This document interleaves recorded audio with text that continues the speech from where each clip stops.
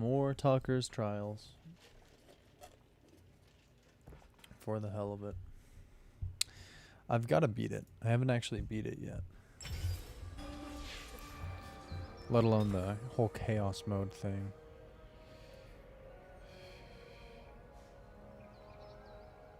Time out. Gotta sharpen my lamp. It's probably just this. Why so tense? Relax. Oh. Hello. Here, you guys probably want to see the game.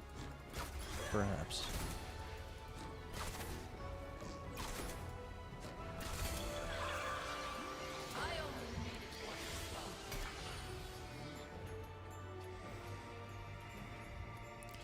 Let's do... Oh? Okay, hold on. We have shapeshifters again. And nomsies.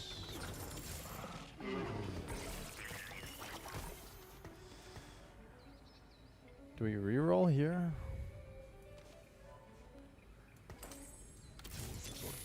The answer was yes. I don't have gold. That's the problem.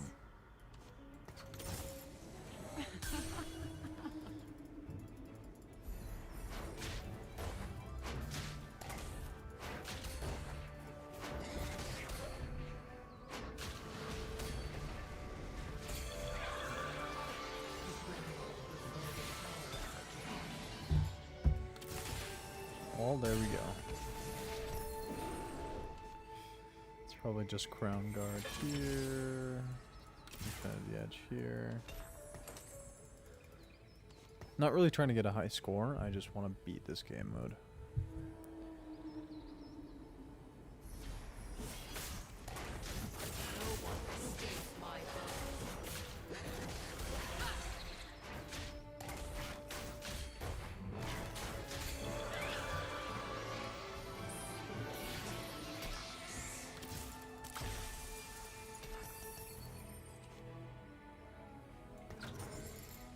Time out. Gotta sharpen my lamp. Imagine if I had a real weapon. Don't worry, I got this. I demand tribute.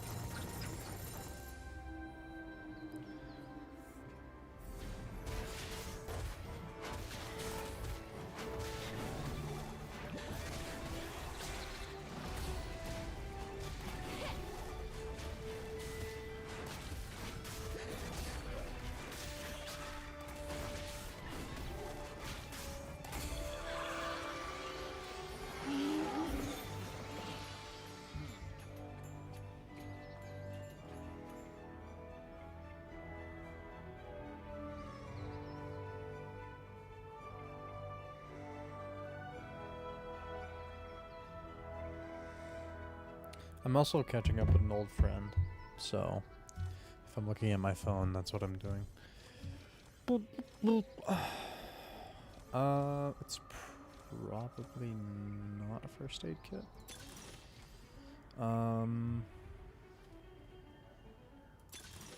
Could be this or this.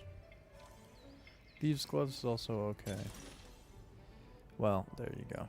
Second wind. Because we're going shapeshifters, that has a lot of value. Here goes everything. Our future will be bright.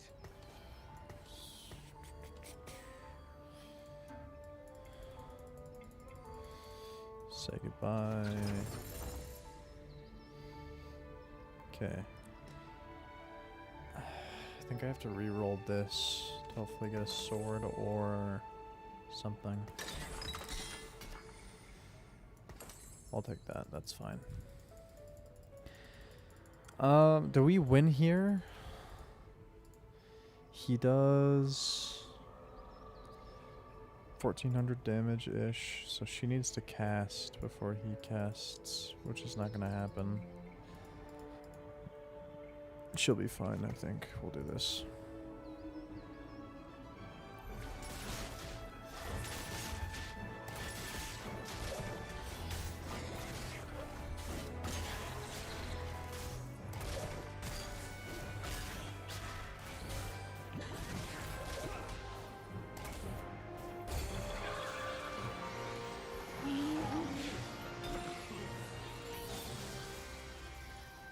Okay, cool. Infinity Edge, Ionic Spark, red buff.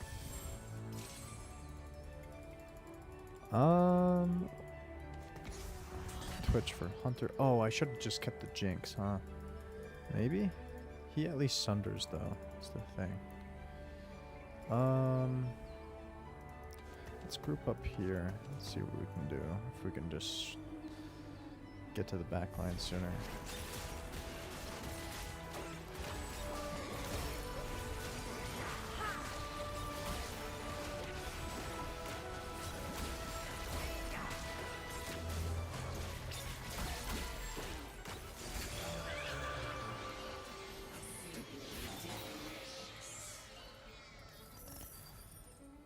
I think we're just trying to save gold right now.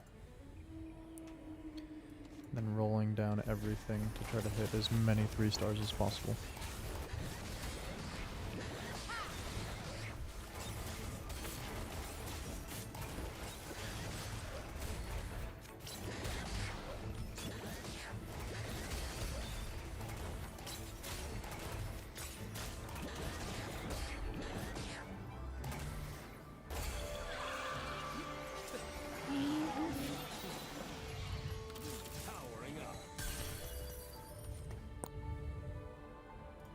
We'll just keep going.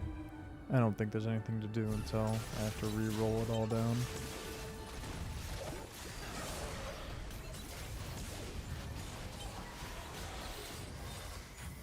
I'll probably lose this actually.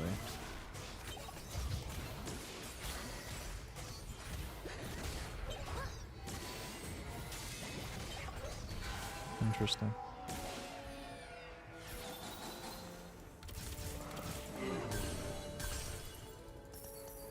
I could actually just roll to 50.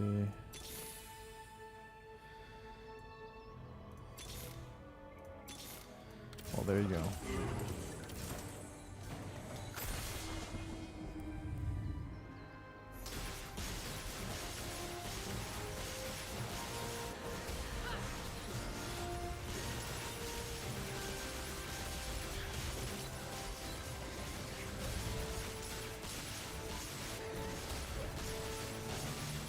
I don't have a strong enough front line, that's my issue.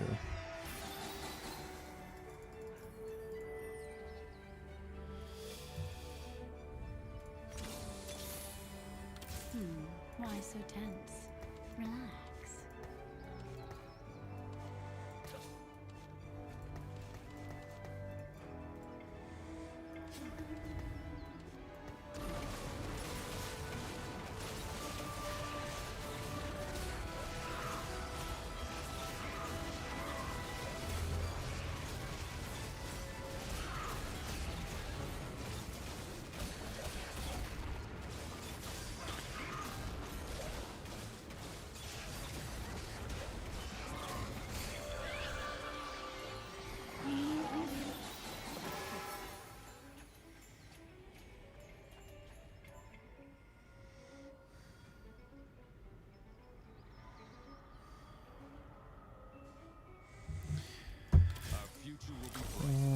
Okay, support, anvil, eternal flame, probably not. Unstable treasure chest, maybe. Locket actually might be really good.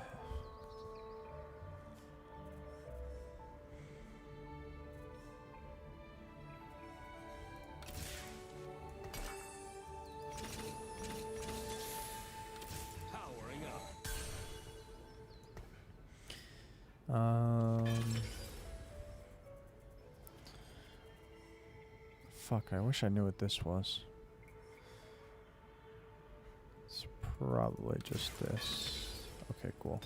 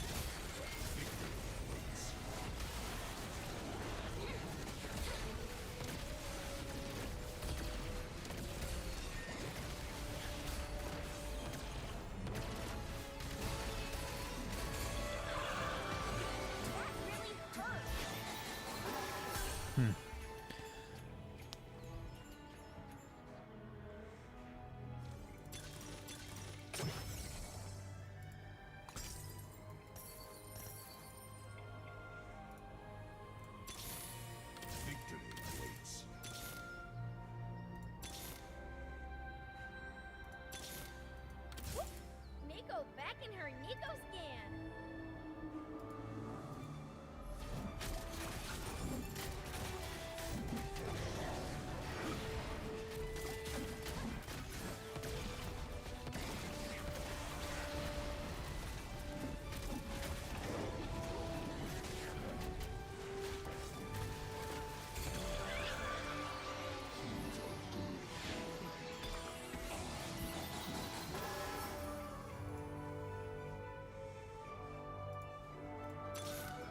Victory awaits.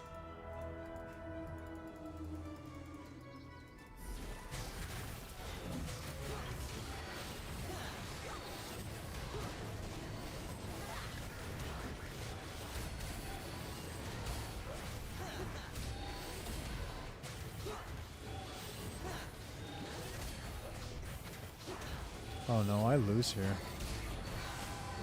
Damn. Got too greedy for too long.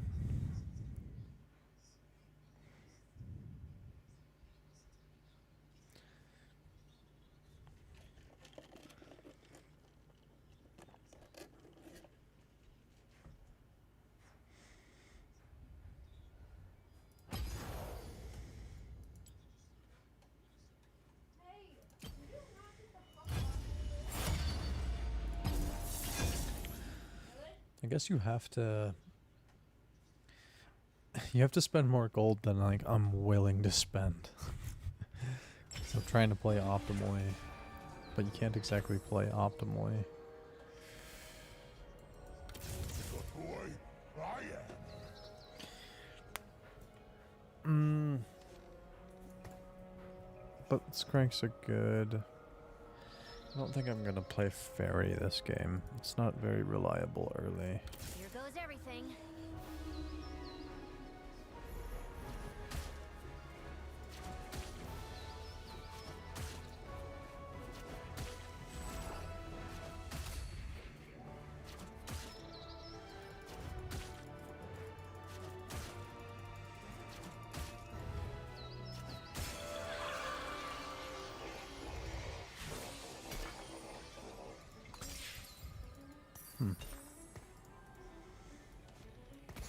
Maybe Hecarim.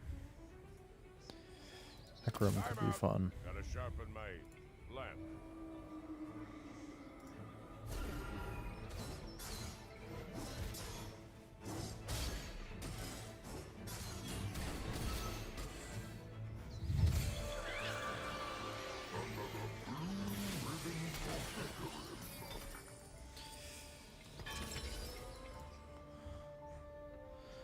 So he cleaves adjacent enemies.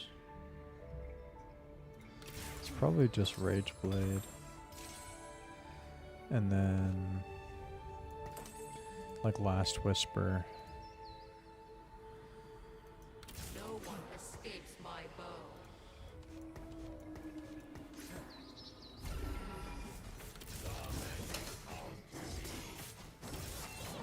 Magic everywhere.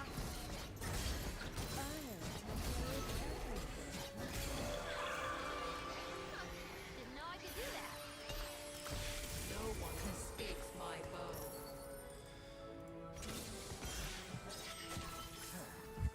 Or Infinity Edge. But he doesn't need Infinity Edge, that's the thing. He's fine without it.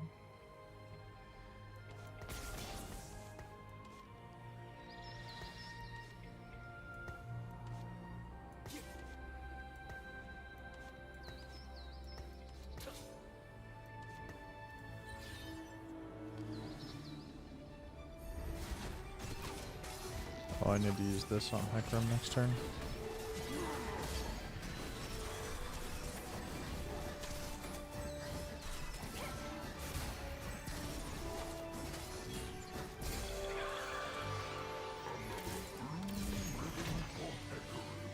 Harm Assist? Probably Harm Assist.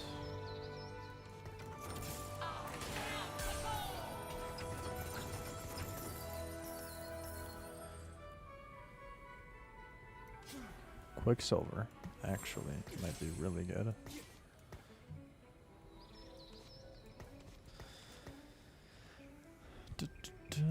Cassidon. Is Cassidon better?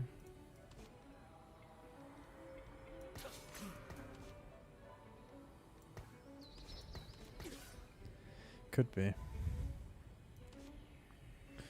Maybe like Bloodthirster. Something. Let's do this. Imagine if I had a real weapon.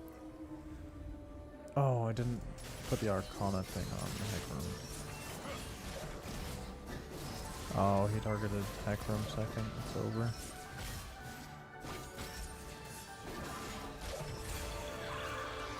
For him. I thought I was gonna lose. There's beauty in even the smallest moments. Deathblade's not terrible. And then we could do this for Ari.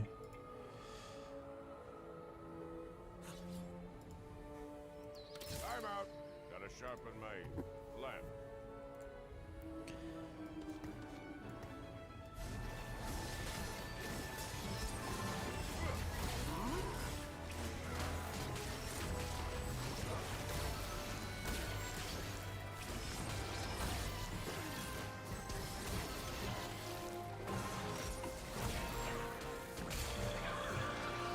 Thank you for indulging me.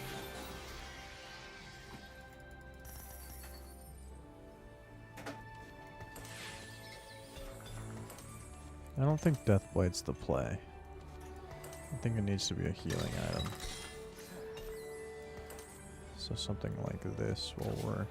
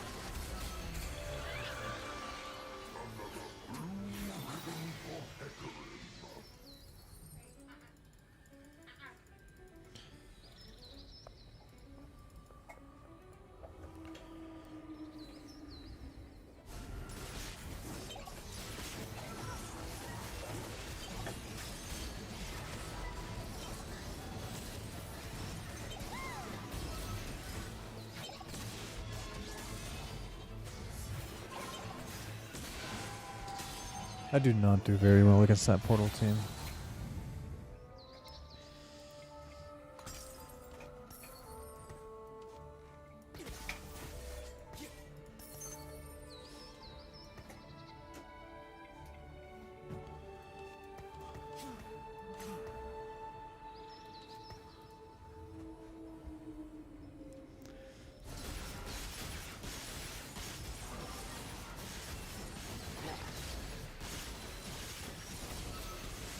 Okay, there we go. We got to the back line.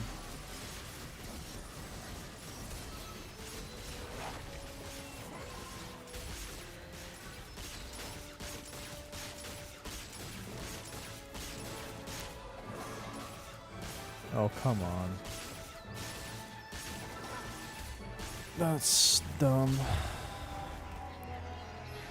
I thought Ari's ability would do more. Okay, now we have to like level up and do some shit.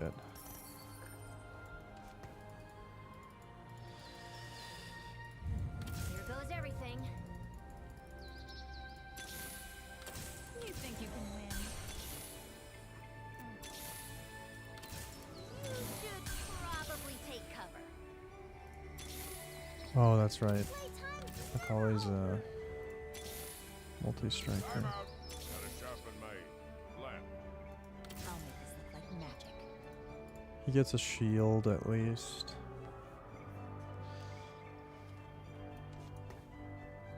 Crap. Maybe it should have been her instead of him.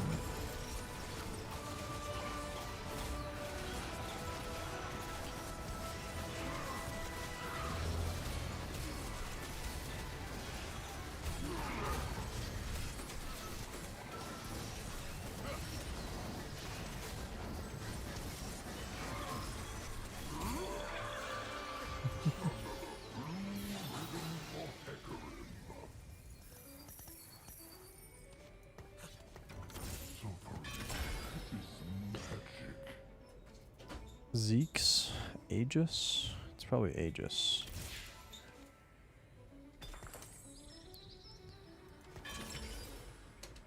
Then we need healing.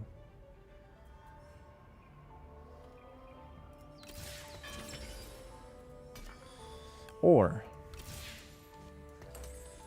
we already have harm assist. So Edge of Night might work actually very well.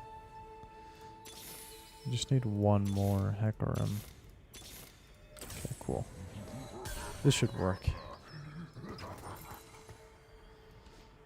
In terms of bastions, probably should have done Shen instead.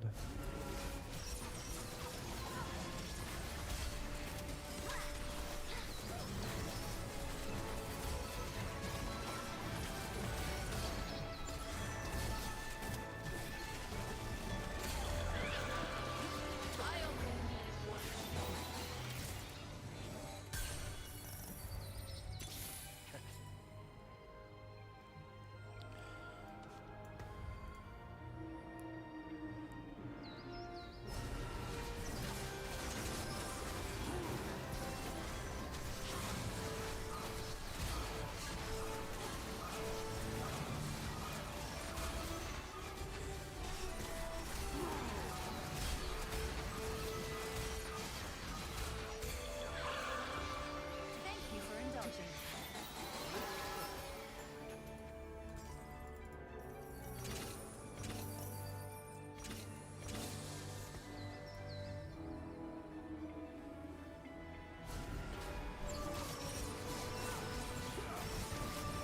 I'm not really thinking about positioning. I probably should be.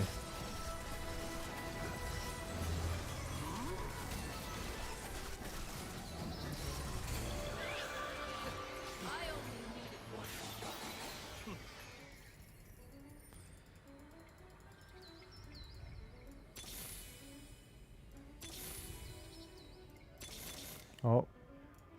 Didn't mean to double click. I don't think I missed anything though.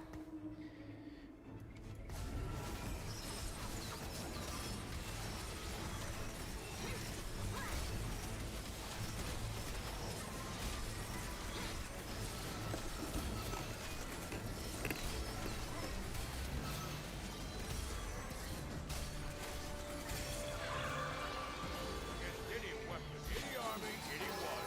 I remain unmatched. Tread carefully.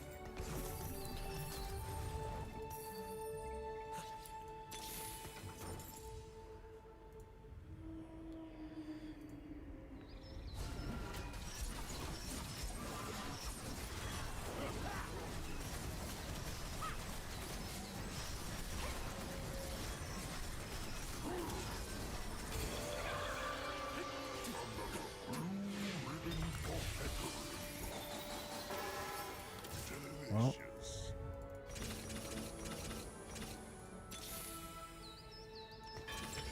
Okay, so we need more tank items. Well, there you go. And when it comes to Morello,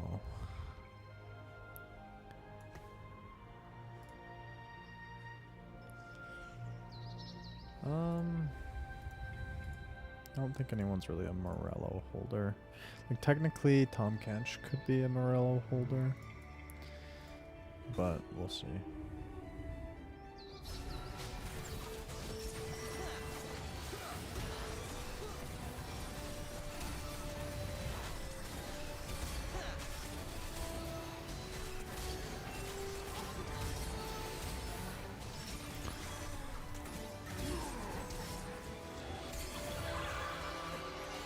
Any weapon, any army, anyone. I remain unmatched.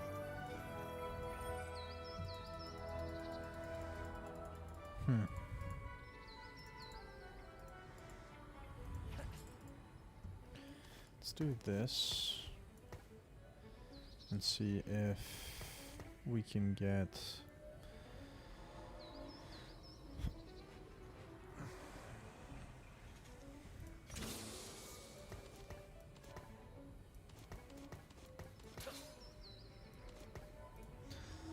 This should be fine.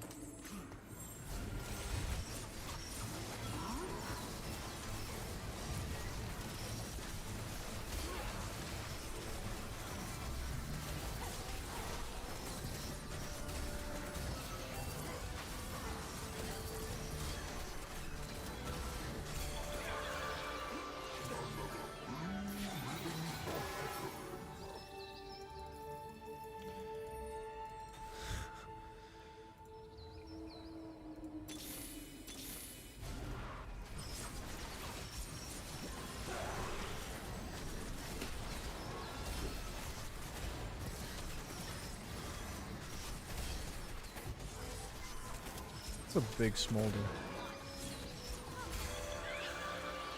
Against any weapon, any army, anyone, I remain unmatched. The fact that they have a bard here is an obvious weakness. Suffering is magic. It must be done.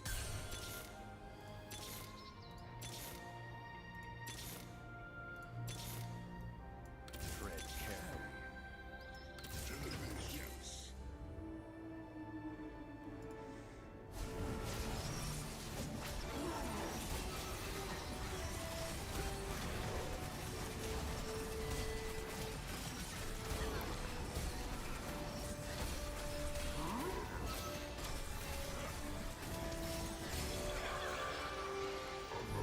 I kind of miss seeing the stats. Of, like how much damage each person is doing.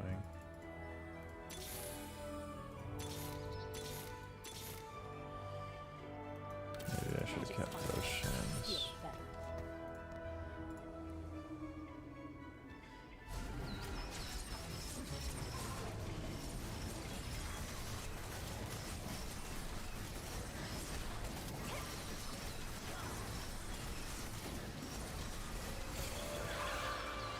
Thank you for indulging.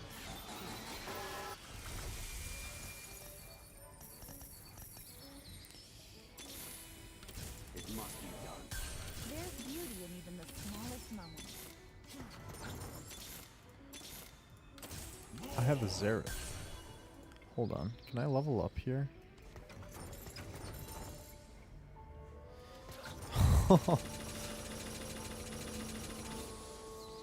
Goodbye. Probably just Rage Blade. Fuck, dude. None of these items are like all that great. I'll do like Last Whisper. And then I'll take the Rage Blade off of Hecarim. For the Last Whisper on Hecarim. Do this instead.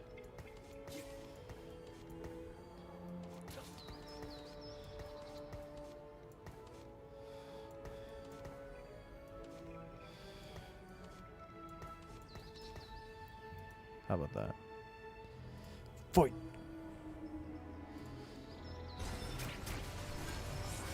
Super scaling Zareth.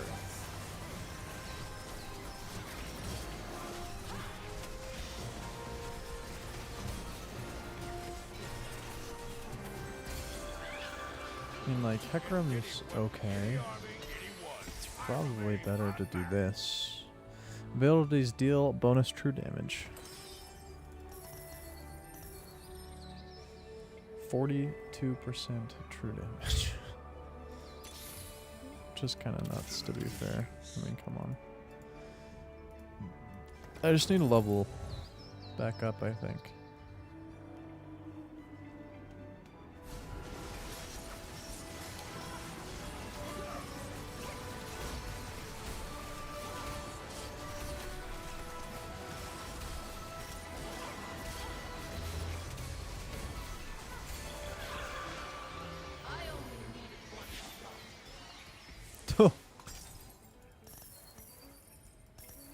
True.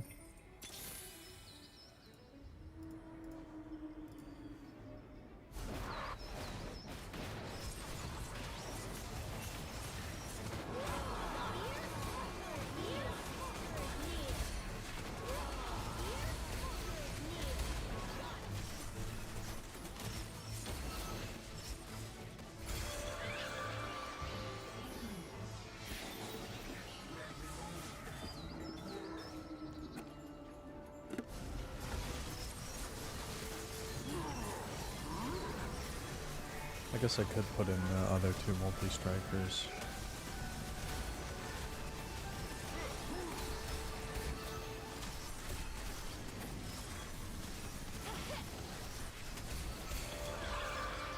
Just trying to level up though.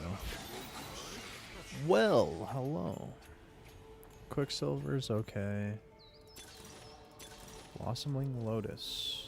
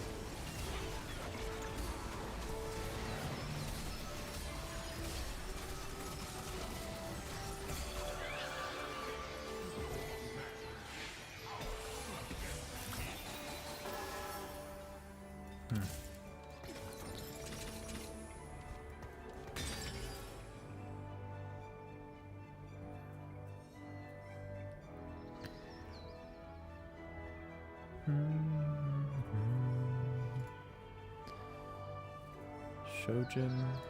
Could be Shojin. He just needs to cast.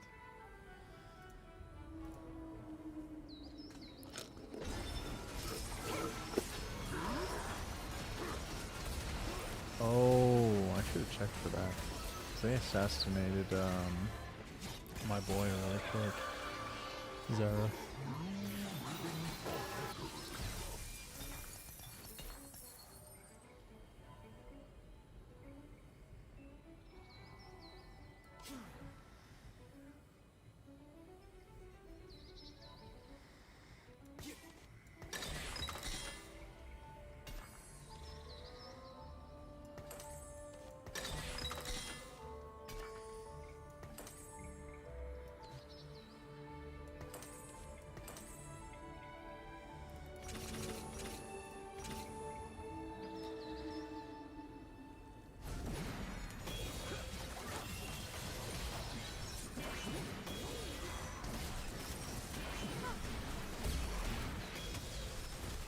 Uh-oh. Uh-oh. No way. No way. Ah. It feels so bad to lose. It was a decent attempt though, for sure. I think that was the best one I've ever done. That's definitely the farthest I've ever gone.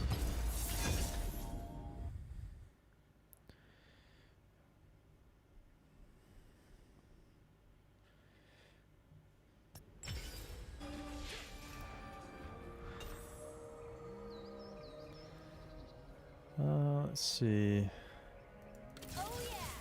We could go fairy.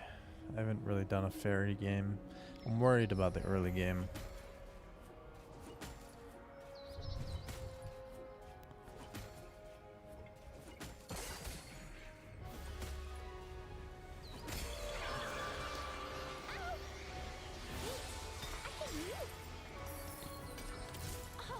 Could also go Frost, which I like a lot more.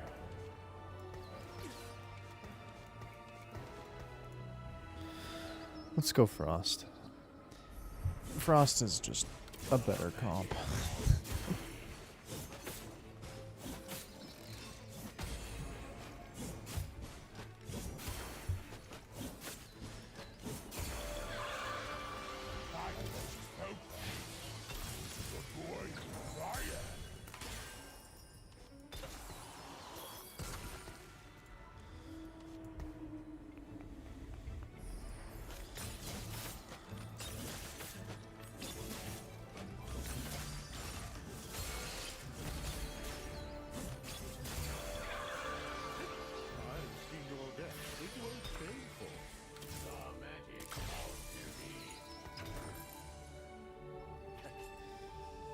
Okay, the question is, am I going for a Warwick game?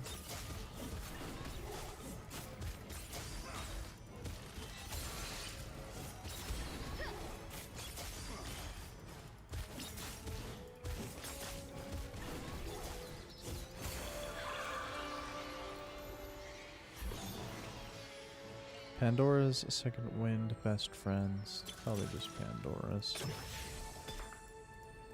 I could go for Warwick, I think.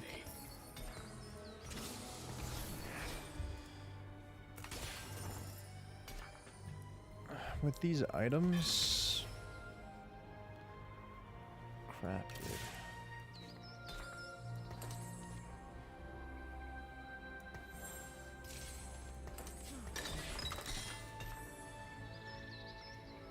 Huh.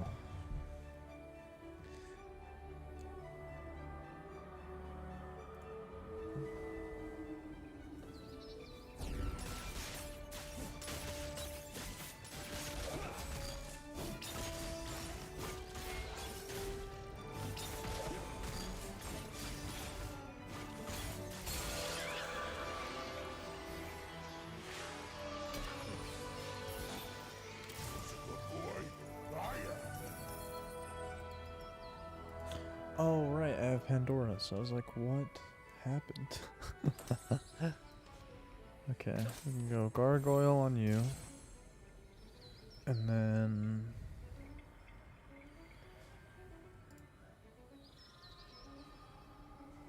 It's definitely Rage Blade. And then... Don't worry, I got this. Edge of Night. Could go Even Shroud as well.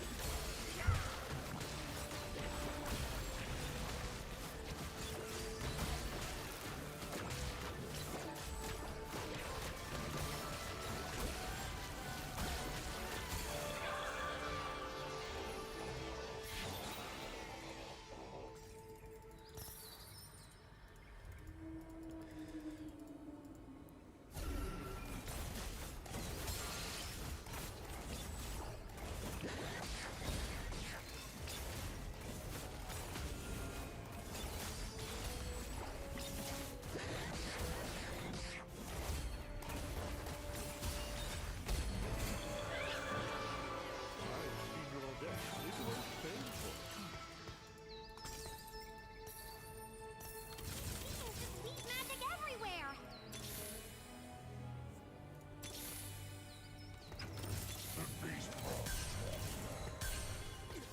Time flies like an arrow. Fruit flies like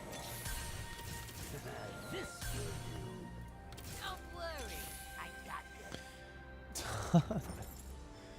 Okay, well... tread careful. Victory awaits.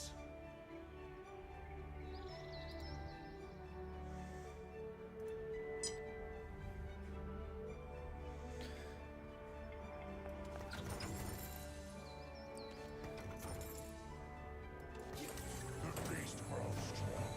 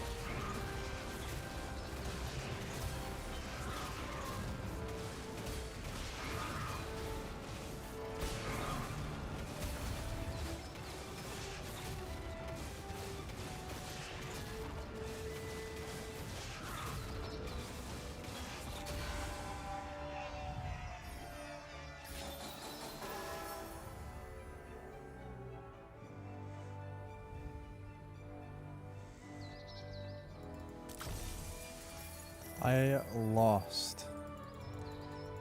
What is that? Why would I lose? Because my front line's bad.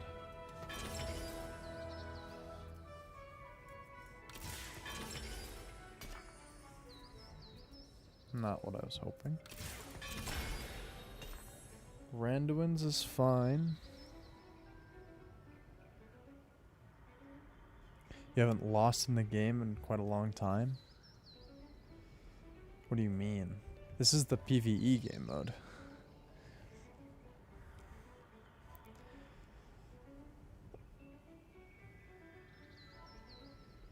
I'm playing, I just lost a round.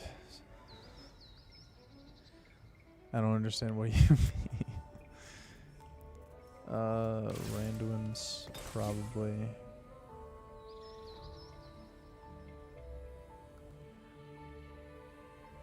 What do you mean by the game? I don't understand what you're talking about. Shut the fuck up. Did he say you lost the game? Yeah. What is No. No, no, no. what is the game? I'm so confused. I lost the game. No, don't ask. Don't ask. What do you mean? You lose the game, you lose the game. You only lose the game. What is the That's game? The game. The game is the game. Just the game? It's just the game. The game. The game. He wants me to tell you that you lost. I know I lost the game. She knows she lost. Why do you think I came out here outraged? Because I can fucking hear him in the bedroom. Really? I had gone like a year. A year. Oh. I think I understand. Tell her. Eyes look like magic.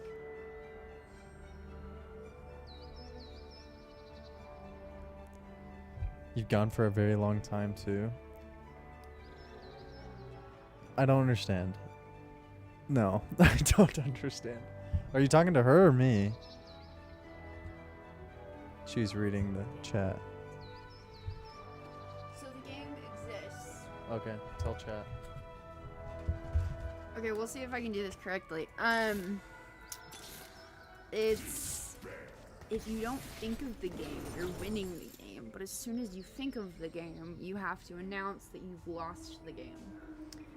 And once This is you- so stupid. Yeah, This I is know, some I elementary know. school shit. Yes, you get it. Sir. This fucking I stole took it. my brain.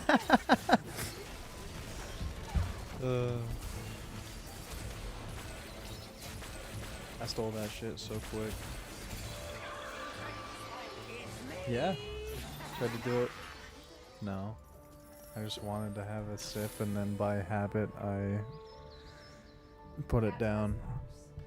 The classic way to make someone lose is to say, you lost the game. Yeah, you have to announce you've lost the game. Yeah, but then the announcer also loses the game. Yeah, exactly. So they say, I've lost the game. Here's the problem. I don't see an incentive to even play. You know? No, now you're now playing. No, I've already lost. I've already thought about it. No, it's a continual game. How does it continue if I've already lost? Now you start over.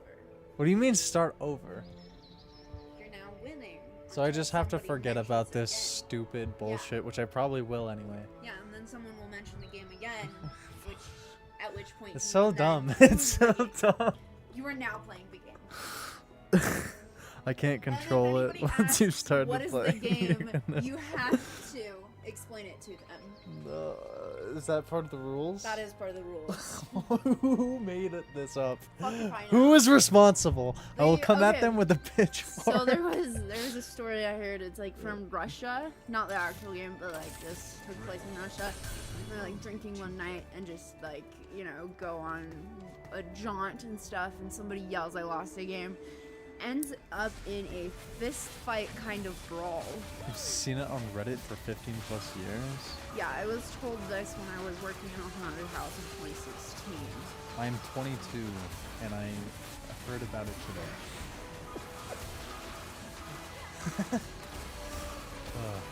That's funny. That's actually hilarious. Dude, give me a needlessly large rod, please.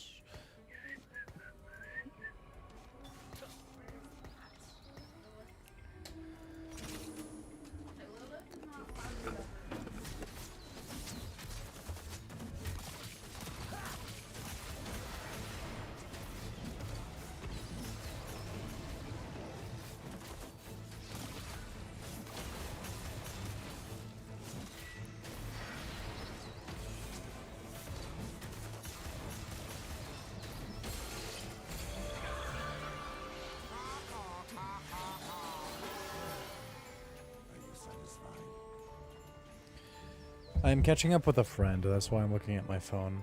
Do I know of Daniel Ingram, who claims he's literally enlightened? No, but I would love to look this up and debunk this. You kind of believe him. Oh, okay, interesting. No, he's talking about some guy who claims he's literally enlightened. Here's the deal. I feel like, okay, I've had this conversation with my sensei before. Enlightenment is not a threshold that once you pass the threshold, now you're enlightened. Enlightenment is a continuous journey that you're always improving on. There might be kind of like a starting point where you start to realize kind of what it's like to be enlightened, and you start to improve your ability to like be self-aware and then also be in Zen at the same time. I don't know that anybody who walks around claiming they're enlightened throws up a million red flags to me. I think anybody like my sensei, he would disagree. You've read a lot that it's a realization aha moment. That's just so stupid. Because here's the problem. Enlightenment is not, it's not like you gain all the knowledge in the world. It's not like a superpower that you obtain. Like, you have to explain what enlightenment is. Enlightenment to me is like a journey of like a mindset shift, but you're not always in that mindset because you're human. You're gonna fall into other categories of thought or whatever as you're living life. So when it comes to like enlightenment or whatever, I would assume it's like you're trying to be self-aware, but you're also trying to not be as like controlling.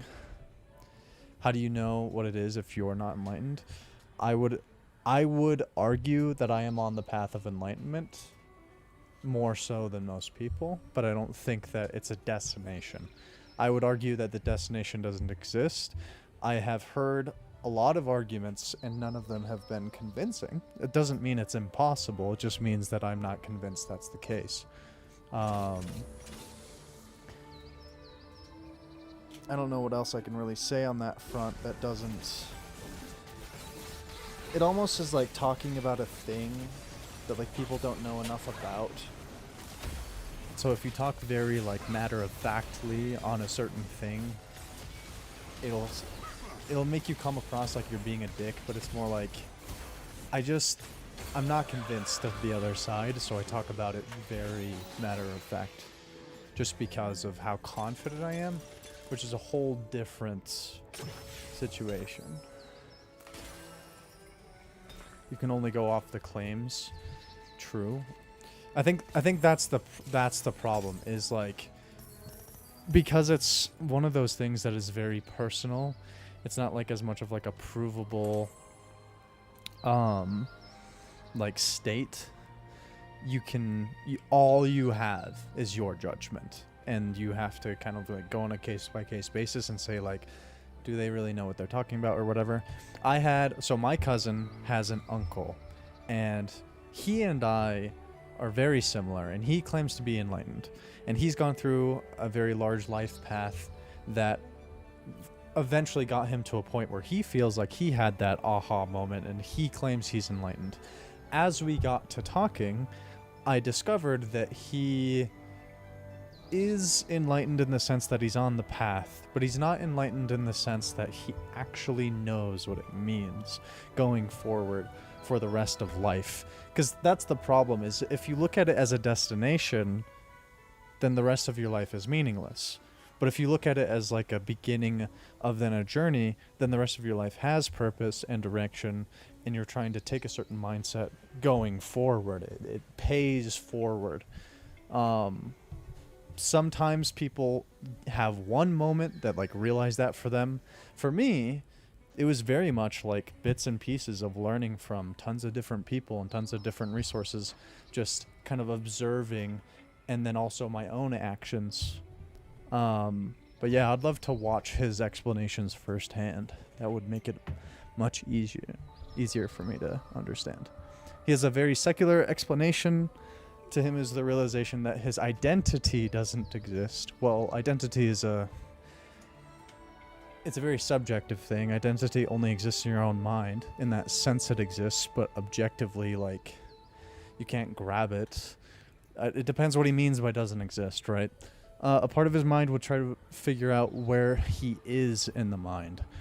But after his aha moment, he stopped doing that and hasn't began doing that ever since for many years.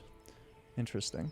So like I said, something that I've been contending with lately with like philosophy and stuff is that there is a state of mind that I have been embodying that understands that there's the physical world, there's the like objective realm, the tangible realm of things, and then there's the subjective conscious realm of things that science and people don't understand very well. And it's kind of scary how much we don't understand about it. So we have to acknowledge that that realm exists, but we can't acknowledge exactly what it is.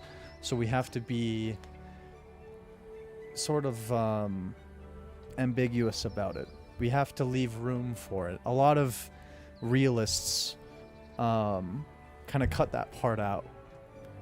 When you can still be a realist and say, hey, there's this other dimension, but it's just not worth like talking so matter-of-factly about it if we don't know enough about it.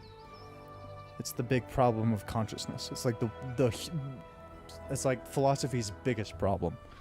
So talking about enlightenment is talking about that consciousness part. It's in a realm of things we don't understand enough about, so it's really hard to say what is and what isn't. So it's up to you to decide, kind of thing, for your own.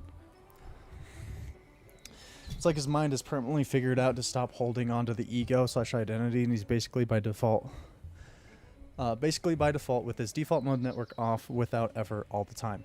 I highly fucking doubt it. Doesn't mean it's impossible. To turn off one's default mode network would require an insane amount of focus, but it's so easy to lie about something like this. That's my issue, is it's not impossible. Monks work to do this their entire lives. It's what Buddhism is about, largely in part. Not all Buddhism, but Zen Buddhism and other practices like that. So when you have someone claiming that it took one moment and now he's all of a sudden enlightened and he's turned off his default mode network, that's a claim that we can't actually like prove wrong, so he has nothing to lose by claiming that. That's the biggest red flag to me. Doesn't mean it's impossible, it just doesn't seem plausible is the only issue. Go ahead and link me to something and then I'll watch it and then I'll give my thoughts on it. Ingram has also been studied, and they said he can do pretty surprising things in par or above what other advanced meditators can do. The default mode network can be seen through MRIs. Sure, yeah, you can monitor brain activity. That is true.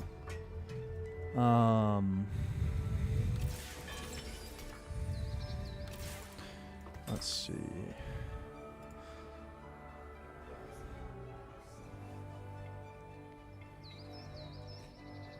I'm interested to see more like firsthand stuff. I think people can have aha moments. It just seems fuzzy to say like something along the lines of it only took one moment and now he can do all of the things. It's like maybe you figured out that you can work towards that, and then he worked on it, and then now he's achieved it after like a lot of time of really just putting your mindset there and like in and out of like all moments so that you can train your brain to like more favor that mindset. But the default mode network is not something we just get to flip off. Like, the brain is designed to think. Our prefrontal cortex wants to be on and running. To turn that off is it's not likely. Everybody has thoughts, unless they've got some sort of like injury or something to the prefrontal cortex. Like, the brain is designed to think. Default mode network is when you focus on your thoughts and push them out of the environment. Well, then that's kind of a nothing burger, though. Like, what I think of when I think of the default mode network is the fact that thoughts are there.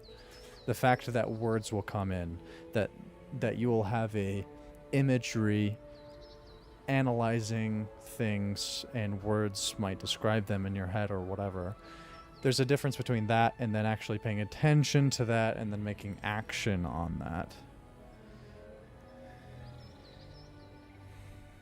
No, that's not it. Well, what's your understanding of the default mode network then? Because I could totally be wrong, but I thought I understood what the default mode network was.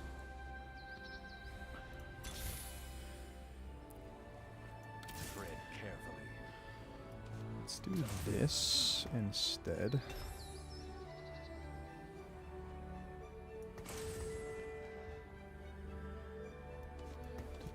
Let's reforge this. Pyro emblem. Let's go. Who should be Pyro? Can be really anyone right now. I can always take it off. Most people are by default in the default mode network, and people can for a while get out of it, but it's usually momentary. Yeah, I understand that. That's what meditation aims to do, is to quiet the mind, is to just be present rather than be in your head, right? Daniel claims it's the exact opposite. He's effortlessly focused on all of his sensations equally, and need to try to get absorbed by his thoughts. Wait, can you reword the second part?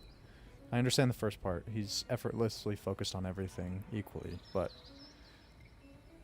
I don't know what you mean, because I would assume it would be the opposite, where he's trying not to get absorbed. And he needs to try to get absorbed?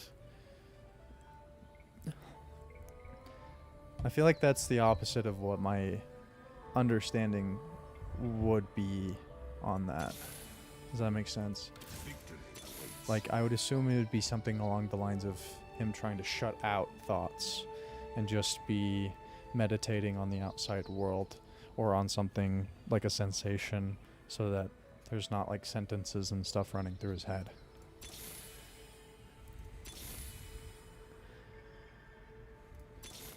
Oh, hell yeah, there he is.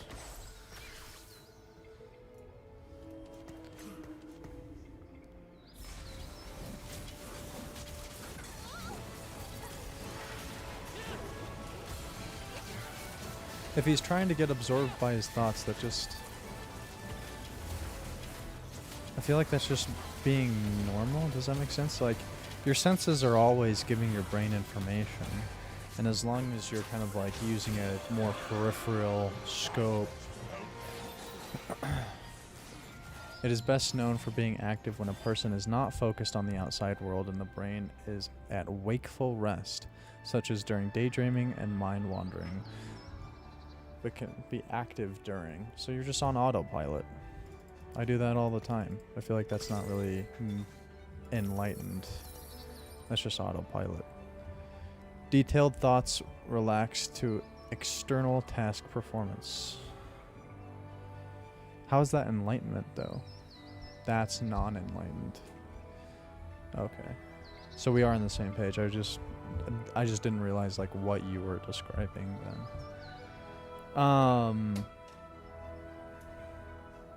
Yeah, a lot of this is kind of like out of context pieces. I understand that. So my misunderstanding is totally understandable. Can you link me to something so I can like watch a video or like read about it? Okay, cool. Sounds good.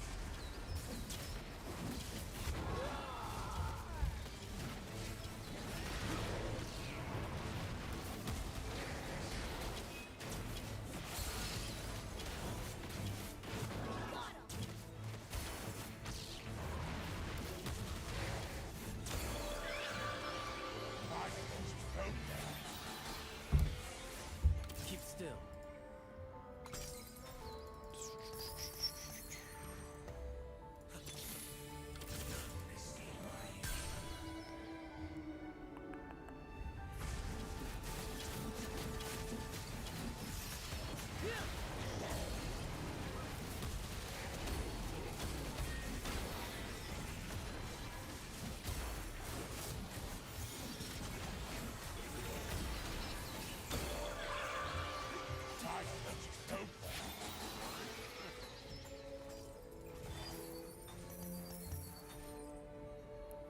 Oh.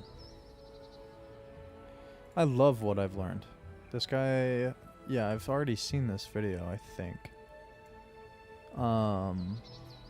Yeah, I've watched pretty much all of what I've learned, all of his videos.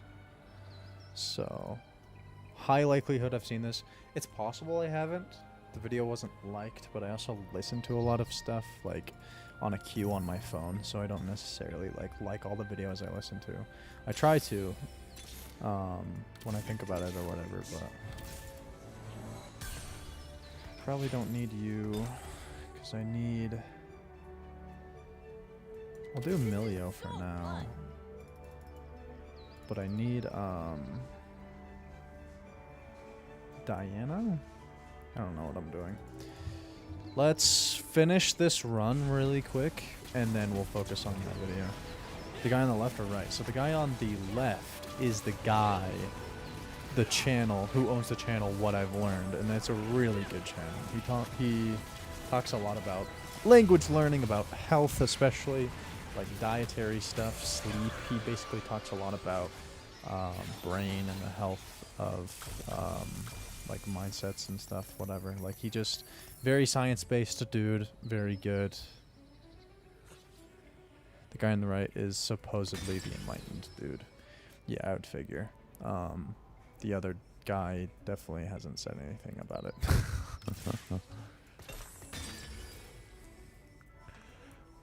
Dragon's Claw, perhaps. Could go Deathblade on Varus. I just want a really tanky front line, though.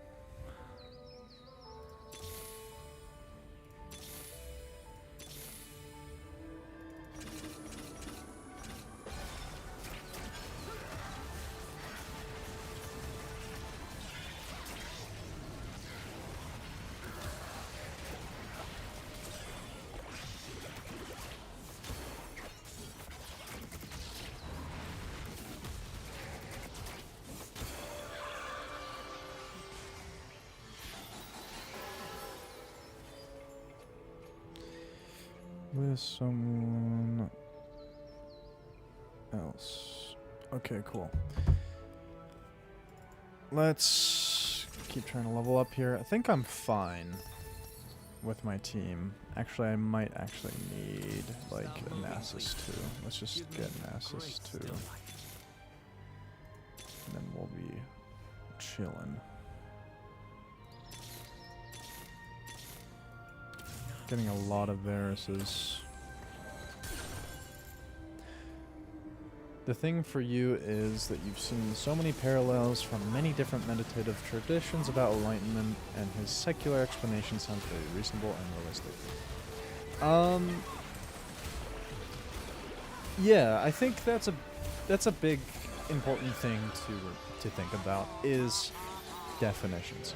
A lot of arguments that I understand kind of come down to semantics, because people kind of talk through each other about the same things, but they don't necessarily disagree, but they just have a different mental map or understanding of the subject material, and they have different concepts in their brain about like how they understand the thing and how they explain it, even though both of them are probably equally qualified in the sense of like their understanding of the thing. Who are you talking to, love?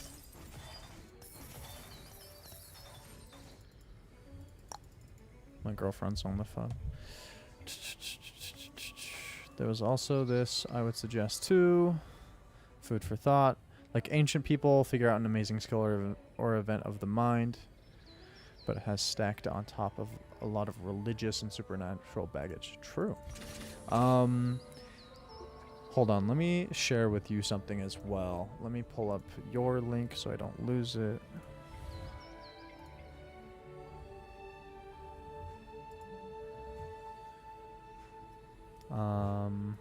Let's see. How do I find this? Let me think.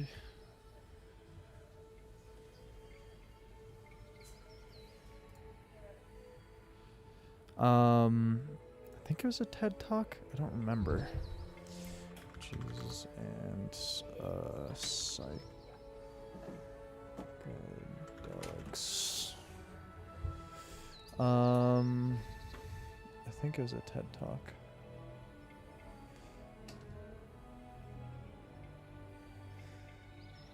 Or a podcast, but I can't remember.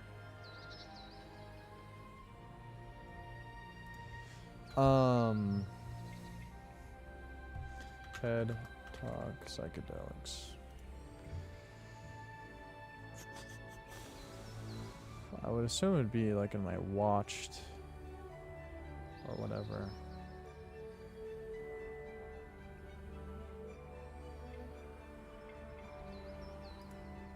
History.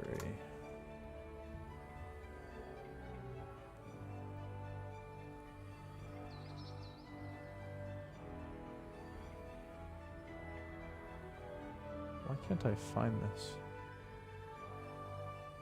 Crap. Okay, so there's also another really good channel. I think you actually mentioned this guy before. Theremin Trees. I really like his stuff. He talks a lot about trauma. He talks about religion. He talks about that kind of stuff. There was this one guy who gave a TED Talk, I think. He talked about how there was, like, it was his lifelong mission to go to Israel and find psychedelics. He found psychedelic properties inside of like a chalice or something. Can't remember. But essentially part of the ritual for prayer or whatever for the early days of like Christianity and even before Christianity was using psychedelics as a way to communicate with God or whatever. And so it's not really surprising, being a human who's done marijuana. I can understand the attraction to using drugs as a means of expanding your mind, in a sense that you have a different perspective, you have a different way of viewing things.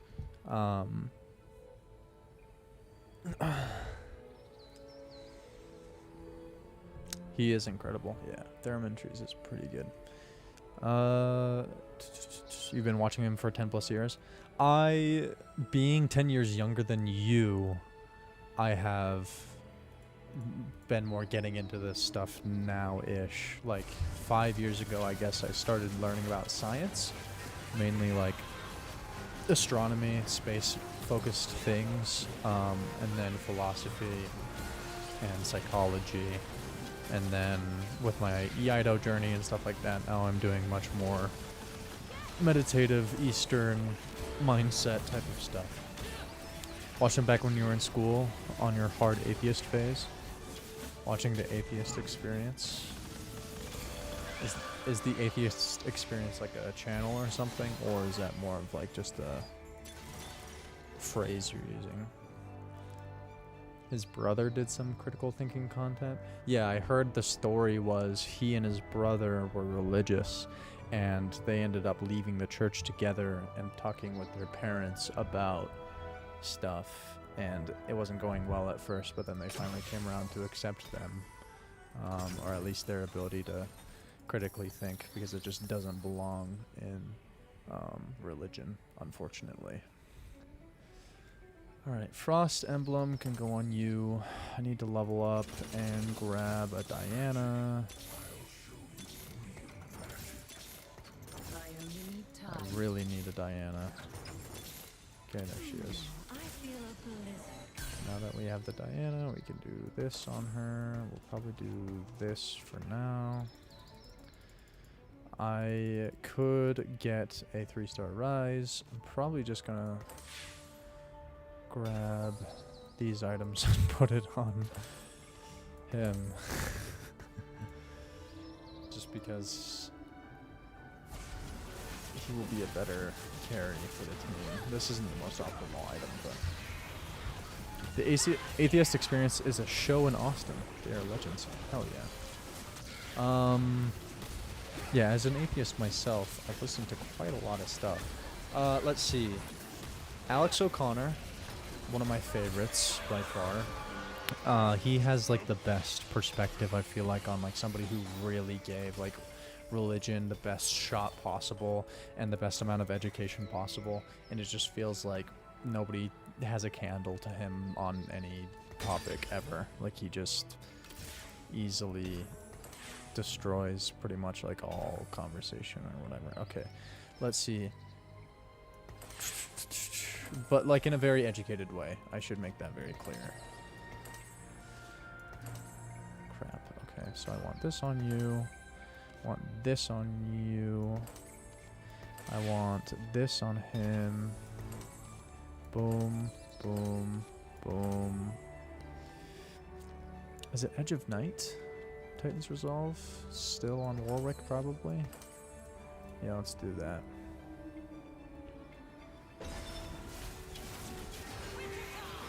Probably still win here.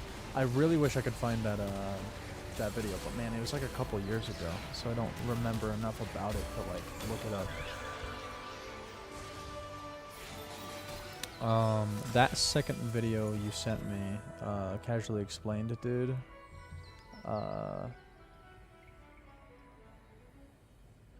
Yeah, I've watched some of his more serious stuff as well, and he seems pretty on track. The hard thing is, it feels like, at least to me... Wait, I have a Milio here. Who is this guy supposed to be? If he was a Frost, I could go 7 Frost. Let's do that. Let's go... Keep still. I demand tribute. More Frost units. Okay, cool. Some fun. This should work. I think. Let's level up, throw in another Frost unit, and then roll for more, for Bears 3. That should work. On Philosophy, you suggest Anti-Citizen X, who is now renamed to Philosophy Engineered. He's done some really good content. Okay. I will add this to my watch later list. Save to watch later. Okay, cool. It's funny, I had subtitles on and I went to Russian. Let's see. Give me a good item. Fuck. This is not really what I wanted. I mean, I could go Ionic on Diana. That'll be good. Champion Duplicator. With all of these, I probably need everyone over on this side of things. Okay, so that Diana can go up here. There we go. Exactly how I planned. You have a comment on the video from 5 years ago? Oh yeah. My cousin, oh fuck, do I lose here? Bro, I lose here, don't I? Yeah, those Zereths didn't work. Crap. Okay, well at least now... 3-star forecast? That's cheating! It is cheating. So what I'm gonna do is get a 3-star forecast of my own. Gonna reforge this. Gonna reforge it again. Glamorous gauntlet. Well, shit. That's kind of all I have. Let's level up. Let's use you here. Get you to there. I only need 2 Varises. Only as wild as magic. Okay, there's Diana. I feel a blizzard coming. There's another Diana. This place needs a hush. Another Diana. I'm not hitting any Varises right now. Just not good for me. Some fun! Bro, what is happening?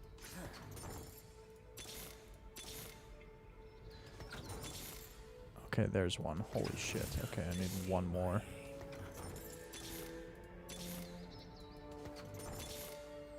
It's a Nasus. That's an Olaf. Fuck, okay. Well, I didn't hit. That's a 3-star 4 cost, dude. I should be okay, I assume. Let's actually put the Pyro Emblem on Warwick and put Warwick here so he can go around. Okay, well, there's nothing I can do.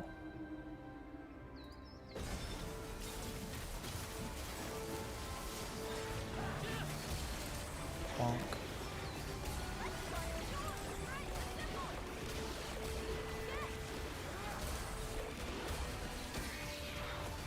Oh wow.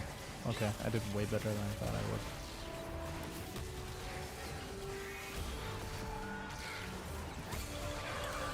I wish I could see the damage stats, that'd be nice. I need like another champion duplicator or something.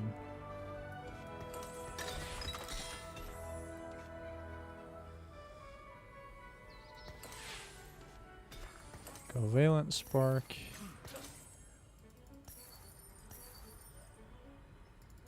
I'll let this reroll.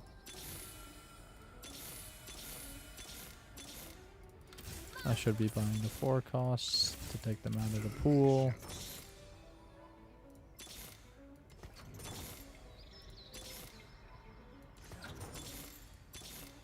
Bro, don't do this to me. Don't do this to me. Oh my god. I just need one more. If I lose here, I'm gonna be so mad.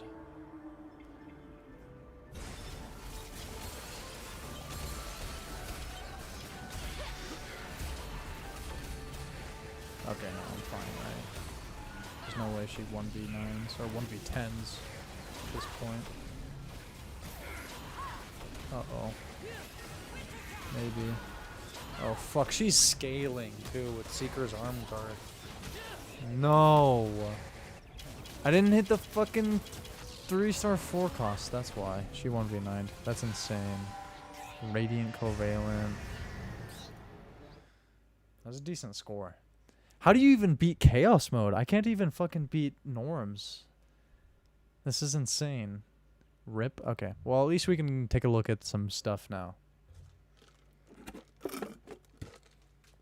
Let's go look at those videos. Let's start with the first one.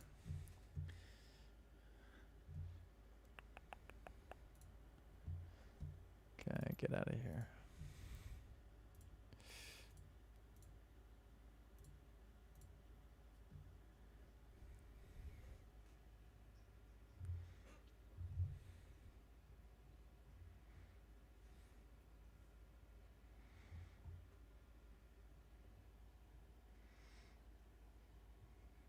Okay, hold on. Okay. So, like I said earlier, I brought up the idea that they would need to be able to see that with a brain scan. So it seems they've done that. So far it's plausible to me. I mean, it's always been possible. It's just there's no audio there. Okay, good idea. I will fix that. But I have it muted by default, which is important. So I don't accidentally blast copyrighted stuff. This is going to be copyrighted, but it's whatever. React content is normalized nowadays. And so he actually presented it at like a 400-person international neuroscience conference. There was sort of weird disbelief.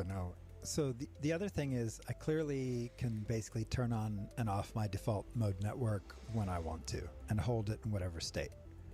And so that's why they kept having me come up to UMass and play on their scanners. In this interview, we talk about how Daniel's direct perception of the world, basically how his brain perceives reality, is dramatically and permanently different. So what permanently stopped was the mind's obsession with trying to figure out which of these transient sensations was a stable self. At 18 and a bit years, it hasn't seemed to have done that again, which is cool. We also talk about how the eradication of an I, self, or... Okay. So they mentioned that the brain has a desire to essentially find a stable state of mind, which makes a lot of sense. It seems optimal, at least from my perspective, to have a certain level of functionality, obviously, for, if nothing else, the ability to survive. And so if you're not very stable, it's not as likely that you'll survive. Obviously, the brain is not as evolved for the modern day, so a lot of that makes sense that the brain would have to automatically kind of manage itself rather than require the human to do a ton of meditation or whatever to be able to have more control or at least purpose with managing that part of your brain. For me, totally changes how the brain operates. You got to a point where you increase that mental resolution and the speed of perception. The mind is optimized for survival and not alleviating suffering. Yeah, okay. This is something really important. And my friend that I had that discussion with didn't understand this or didn't think this either, but the brain is by no means, if anything, it's as far in the opposite direction as possible. It is by no means a truth analyzing machine. It is not a pleasure optimizing machine. It is a survival optimizing machine. If having less suffering happens to help with the likelihood that that thing would survive, then it will most likely evolve in that direction. But that doesn't mean that the brain is like this perfect machine, because pain is necessary to discern or dissuade even that unit, that individual, from doing things that are harmful. It's why we have our pain receptors, our nerves that literally tell us like, hey, fuck, that's hot, that hurts, or whatever. If the whole goal of life was just to be happy, our brains are not doing a great job at that. Our brains are doing a great job at helping us survive. That is what the brain is optimizing itself for, absolutely. And especially with the truth, that's the thing, is a lot of people intuitively think, oh, I can recognize patterns, I can do math, I can analyze the world in a very logical manner. Therefore, the brain is a truth-seeking machine. Kinda. We have the prefrontal cortex that is able to do some of those tasks. Keep in mind, very shittily compared to computers and whatnot. It's not very good. It's pretty damn bad.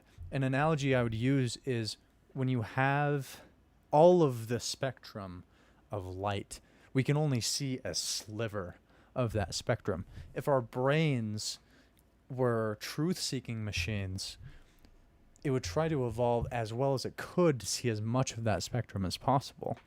But that's not optimal for survival, because that would blind a person if you were blinded by all the radioactive and ultraviolet wavelengths that would distract you and block certain things so that you couldn't see dangers or whatever.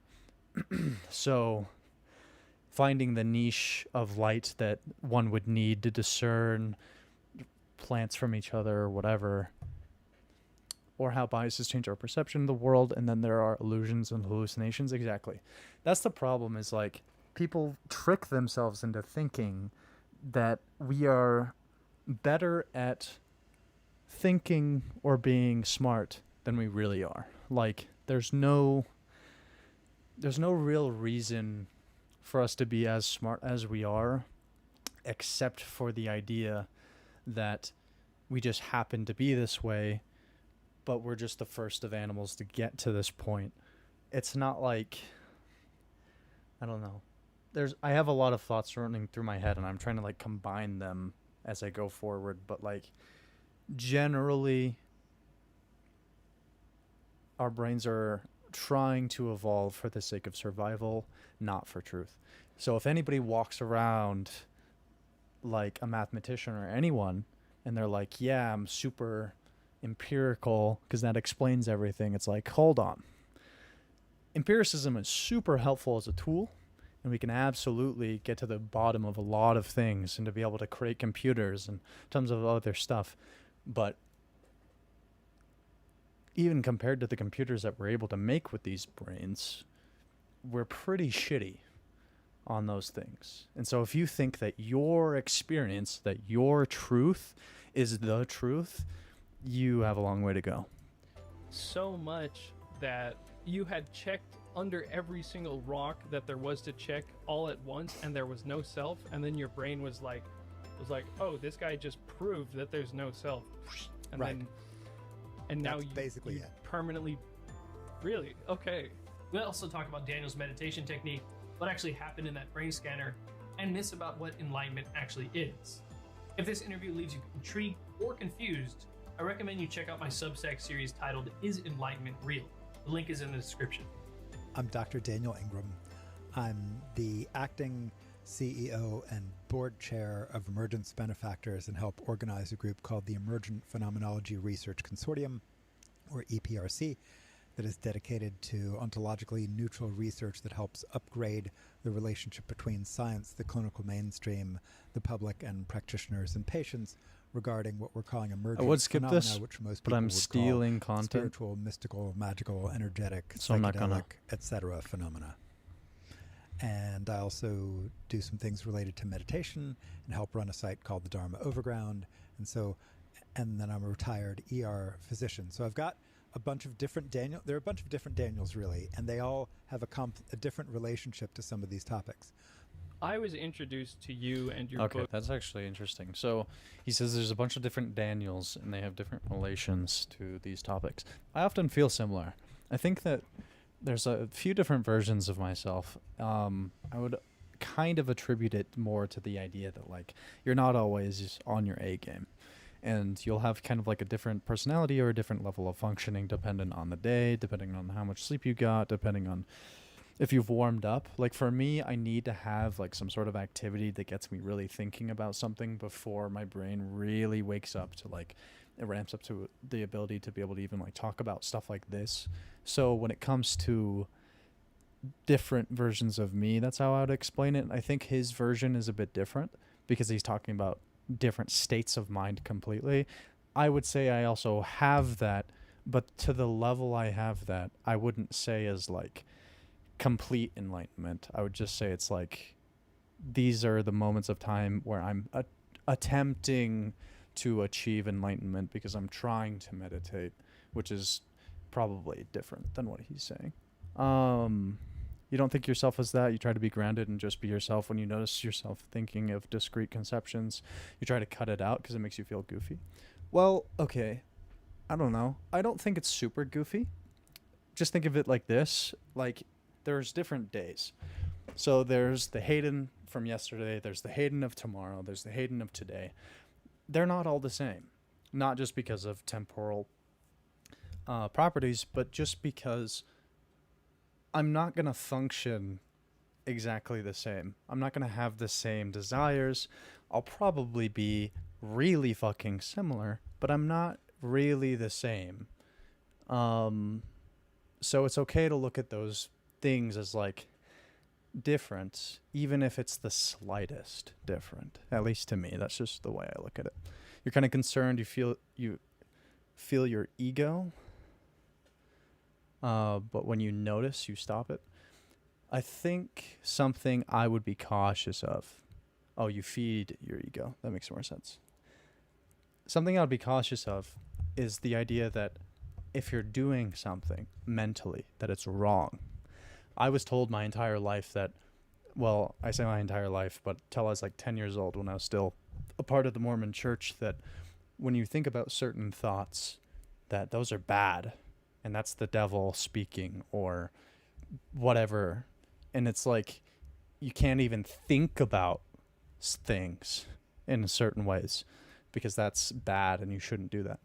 Not to say that that's the same level. It definitely isn't. But when it comes to operating in your brain, if you're trying to achieve a certain goal, sure, obviously not every certain mindset or state of mind is going to further your progress towards that goal, but it doesn't mean it's bad. And and not having to manage your brain is also a good state of mind, but it's a very subjective thing. I don't think that any state of mind is bad unless you're intending to do harm. That is like the one caveat, right? So if you're feeding your ego, who cares? I think that that's something that it's kind of hard for me to explain to like a layman, or like in layman's terms. Like, feeding your ego has so many benefits, and it's something that you should do depending on the situation. But feeding your ego can also be very bad. It just depends on the context, just like everything else depends on context. So your ego is not an enemy. It's a tool you can use, but just like every other tool, it needs to be used in the right place in the right time. Your ego is too big and it needs to sit down. Interesting. I would be curious as to why you think that. I feel like ego doesn't matter unless it's in a social context, as far as I understand. Because if you were alone on the earth, no amount of ego is good or bad, besides like having confidence in yourself to be able to do something. Ego is only something that creates negative consequences in social situations. But you can have a super big ego and still kind of like cut off certain actions and say like, I'm not going to act a certain way in public. I'm not going to give in to those tendencies, but I can still have a huge fucking ego. That's the way I feel. I think very highly of myself, but I don't shove it in people's faces all the time. I like to show off. I like to perform. I like to talk about interesting things that are interesting to me, and it definitely shows off this ego that I have. But that's the balance that I've been trying to strike for at least 10 years, ever since I started to become more self-aware of social stuff. I was bullied my entire childhood for it, so ego is definitely a utility, but in general causes problems internally. Like it frequently, there's this heart that's in the way. It's a frequent source of suffering. The stupid heart is like in the way of chat. I wish I could like remove it because I can't see like the last letter. Or maybe I can just like resize the window. Maybe that would help. Yeah, that helped a lot. So when it comes to internal struggle with ego, in your experience, the smaller is better. It is if the rest of yourself is in line. The ego can hold back other issues at bay. I've heard this perspective a lot, that like having an ego is like a bad thing. So the smaller the better. I don't really agree with this. I think it depends on the person. It just depends like how much self-control you have, and it depends how you use it. Just like anything else, if you're not responsible with a pencil, it can be just as harmful as it can be helpful. It just depends. But that's okay. If you see it as a issue for whatever reason, you can have your own methods of either toning down the ego entirely or just finding a way to just let it loose or not in certain situations like I do. You have a feeling we might be talking about different things. You're talking about ahamkara. I'm pretty sure you're referencing like the Indian stuff. I can't remember what it's called. Dr. K talks a lot about this. I haven't studied that stuff enough to know, but I think I understand what you're saying.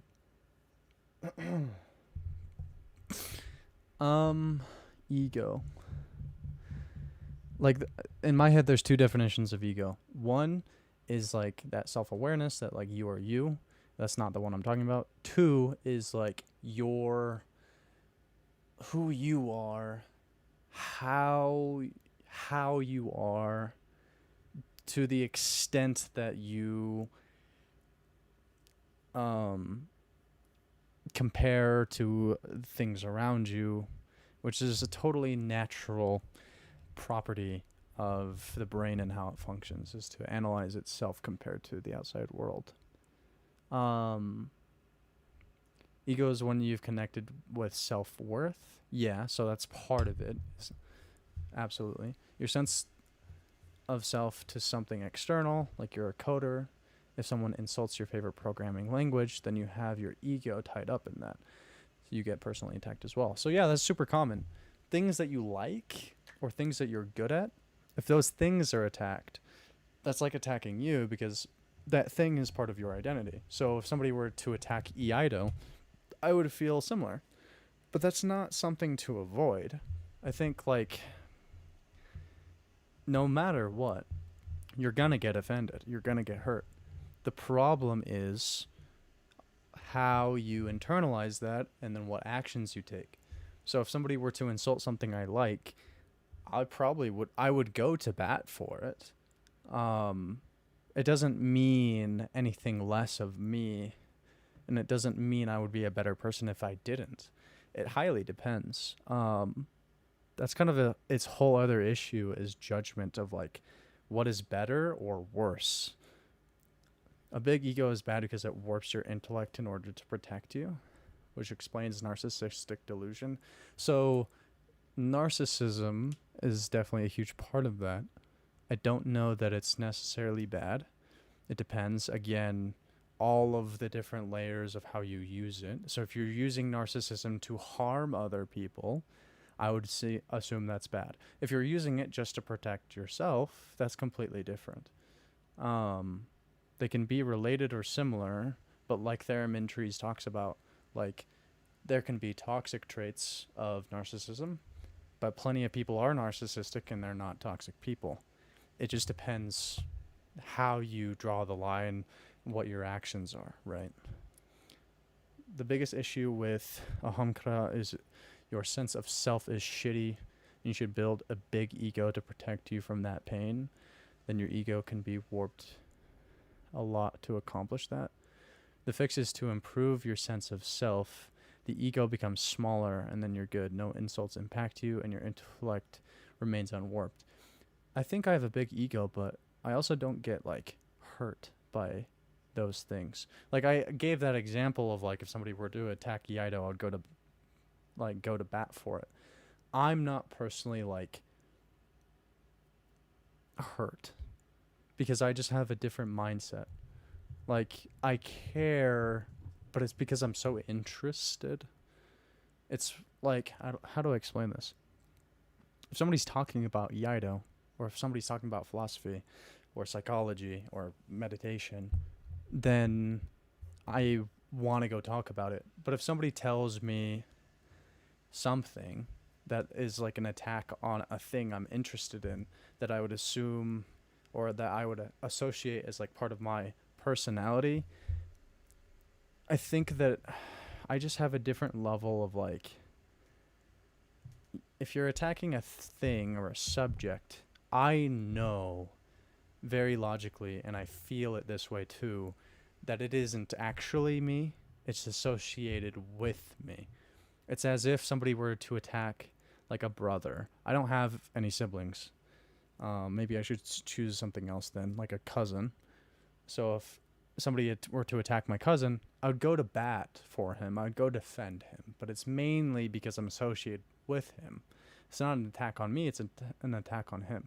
And I think that it's not right or wrong to look at it any certain way. It's just some people take more personal offense to associated things getting attacked than other people do. My daughter is coming over soon in like 45 minutes, so we should definitely try to run through some of this. All right. Cool. Book through a friend, and he kind of we're on to Have a different relationship to some of these topics. My I was daughter, yeah. Did that not come through well on the mic? I thought we talked about this already.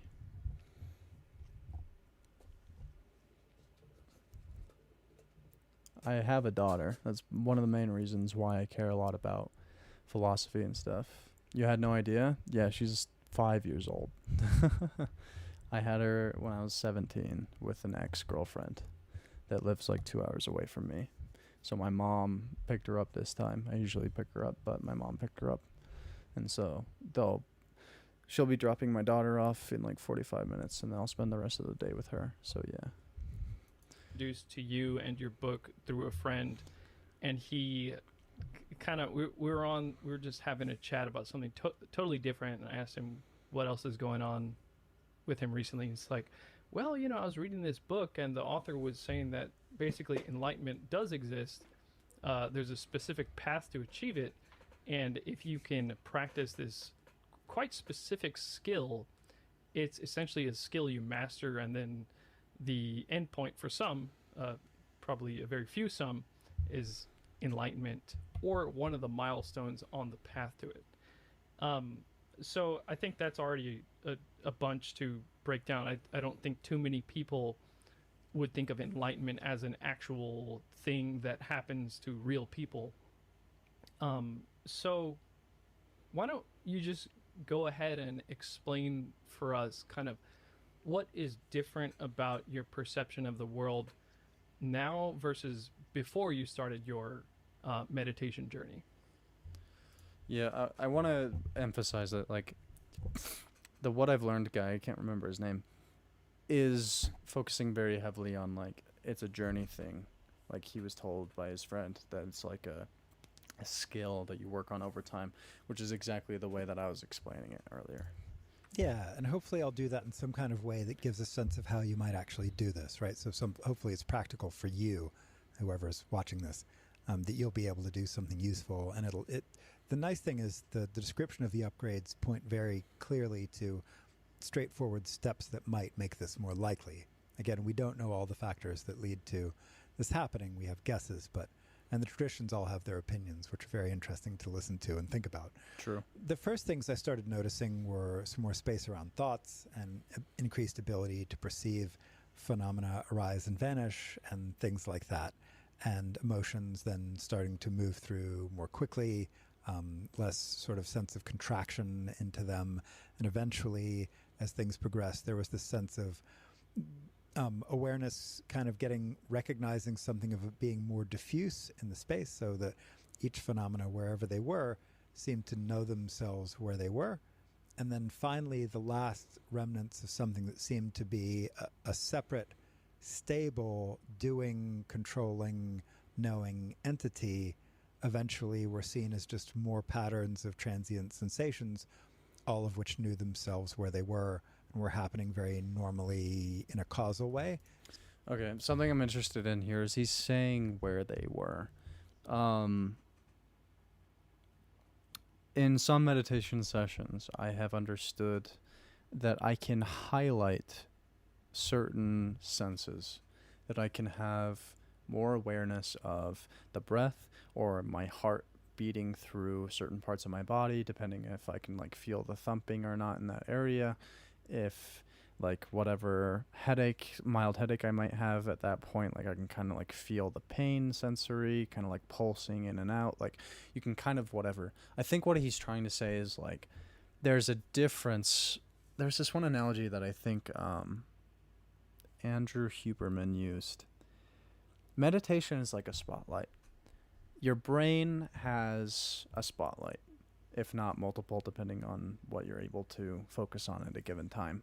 You can zoom in on that spotlight to something, you can zoom out, but your perception of whatever that spotlight is on changes depending on how that spotlight is adjusted, essentially, of your mind, of like what it is that you're looking at.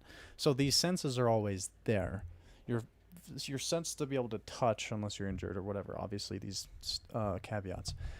Your ability to see, blah, blah, blah, is always there, but the feeling of doing so will change slightly, or at least the perception of that same sense will have a different feeling to it. And so what I think he's referring to is that ability to feel it where it is, in a sense that he's seeing it in a different way, that it's not just, oh, he feels it, but he feels it right there. And he can kind of see it in a new way. Sort of inevitably and all immediately. So obviously experience is always occurring now, and this moment is very transient. And so that's what's now different, is that before there was this sense of a stream of intentions. Oh, I'm going to do something, that seemed to be from a doer or something that was an agent, something that stood outside of causality and looked at it as a separate thing. Oh, that's the world happening there, but I'm really this thing here making decisions. When, science clearly says that doesn't seem to be true. Not that science is necessarily right about everything, but there is this sense now. I don't know if he could totally intend that to be like, not that they're right about everything, thinking they're wrong or whatever, but like, here's what I think about the scientific stuff. It is completely plausible, and this is truly what I think is most likely the case, that free will doesn't exist. We don't really have this ability to control something outside of the limitations of physics, out of the limitations of like what our brains are capable of doing, but our brains are capable of giving us this conscious experience, and so we feel as though we make these decisions. This stream of intention has you tripping. This stream of intentions has you tripping. Like who it is that intends to meditate and observe the thoughts. How your mind is coming up with a random thought different to you intending to think of something specific. I don't know that I understand just with the language or the grammar. I'm having a hard time, and maybe that's my fault.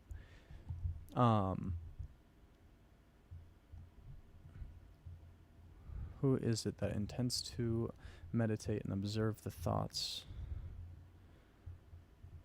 I mean, yeah, you either intend to have, like, to pay attention and give them more weight, or you can kind of let them pass and you're not really actively focused.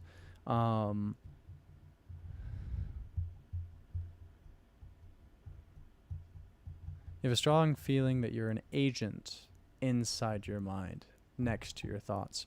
So yeah, I would say that there's two layers of consciousness. This is something as well in another podcast, I think, with Lex Friedman, that they were talking about the problem of consciousness, is that it seems as though is that there is kind of like and I think it was Sam Harris who said this, there is a incoming stream of thoughts, of sensation, of existence that is always happening, and it almost seems as though the real us, when we talk about us, is this observer party, that we kind of see these things and we either say yes, go through, or we say no, you go over here and we'll take action on that, or whatever. And so it's weird because when you think of like who you are, it's not a one-dimensional like plane of like, here's all of me right here. It's like, no, there's these parts and then there's me. But can this observer act? We at the very least have the the illusion that we act, that we choose. We may just be a tertiary layer that thinks we are the second layer. We are really just a third layer observing the observer or decision maker, and so we think it's us. But we have no way of actually discerning what amount of control we actually have, or if we're really just watching. That's the problem. I think that for the sake of survival, it is way better to look at it as if you are the actor, as if you do have free will, as if you are the one making those decisions. But when you look at things very scientifically, it makes it very hard, at least for me, to be convinced that we truly have free will. It doesn't seem plausible, at least in the way that a lot of theistic or religious folks tend to explain it, as if it's some divine gift that we're special. Because when you look at animals, they seem not to really include them. There's a bunch of million other problems. This conversation would derail us forever, but but you feel it though, right? You feel there's an agent. Yeah, that's the whole point. Because if the brain wasn't convinced, at least within consciousness, that it was really doing what it thought the unit was doing, or at least purposefully with intent, you'd go insane. And that's what people with schizophrenia suffer with a lot, is they have these illusions or hallucinations, and it doesn't feel as though they are the agent making them. It's happening to them. So that is kind of like evidence of what tells me that, like, it's more of like there's multiple layers to the brain, that there's thoughts and sensations coming in. There's this raw information, and there's this secondary observer layer that kind of looks like it's managing those things. But in reality, I feel as though it makes the most sense that so much of our brain is doing things, and we are not the ones doing it. Think about all of the automatic processes of the body that you don't have control over. Your heartbeat. I mean, you can do things to stop your heartbeat, but you don't have like that first layer control. That's the problem. Is you don't have you aren't fully you. A lot of you is on autopilot and is not able to be taken control manually. That's the problem. I think if we did, this argument would have a completely different lens, but we don't. So much of us is just happening. So let's continue. Well, it is very different. This stream of intentions, once clearly perceived, that precede phenomena like, I'm going to think a thought. I'm going to think a thought. And that happened before I said thought was the intention to say it, and it was the intention to say the thought or whatever. And so that right before things happen, I'm going to move my hand towards the camera, or I'm going to pull my hand back. That sense of, you know what you're going to do before you do it, right? But it turns out that intention stream is not actually a separate controller. That just, if you pay more... You're saying that the feeling is supposedly gone for Daniel? That just means that, like, in my head, that just would say that he's just more in the moment, and he's not trying to preload. Like, if you know how computers work, like with RAM, they will kind of like preload, or at least like with the graphics card, it will preload certain frames that can either be pulled from for data, or they'll be, I don't know if cache is the right word, but essentially they like either will be used or they won't. And the brain kind of does the same thing, is it like might prepare an action, but certain sensory input might stop that action. Like, think of it like if you had your hand on something hot. It's not really you deciding to pull away. It's almost like a reflex, at least for most people, right? That when they feel pain, they do that. Unless they were going into it planning on not pulling away because they knew it was going to hurt them. But if it was a surprising thing, like, that's the point, is like, because we have things like reflexes, and we have parts of our brains that essentially do things without our consent, essentially. What amount of you is you? What part of you is actually in control? That's the big question that I think having quote unquote like enlightenment or meditation, you might be able to change your focus a little bit, or that spotlight I was talking about earlier, but I don't think you have as much control over your mind even at the highest levels of enlightenment. More attention to it, you notice it's just arising as a stream of things that happen naturally like everything else. And then the sense of the controlling agent eventually is seen through, and it turns out that is better. So it seems like you'd lose control or freak out, or who would you be? No, actually it just feels much better regardless of your ontological assumptions. And then there's a sense of like a mental impression that follows things that really seemed to be a knower, right? So it really seemed that I was in here somewhere knowing things out there. But that's actually, curiously enough, not even what science says. So the scientific model is that this is all sensations in a brain somewhere, that there is no true red or blue or flavors or... Yeah, that's a huge problem, is qualia. So the properties of consciousness that essentially arise, but we have no real way to map on to these things to be real. Like what we think of as chocolate doesn't like really exist. It's a combination of sensory input that our brains then give a conscious qualia to. So it's hard, at least to what we understand with the scientific literature right now. So like what you decide, like this is the problem I have with free will, is like, what is it that you're deciding really? Because most of these things that are happening to you, or the decisions that you're making, are all predicated on things that you aren't even in control of. So even if you had the ability to make a choice dependent on that information, what's even the point?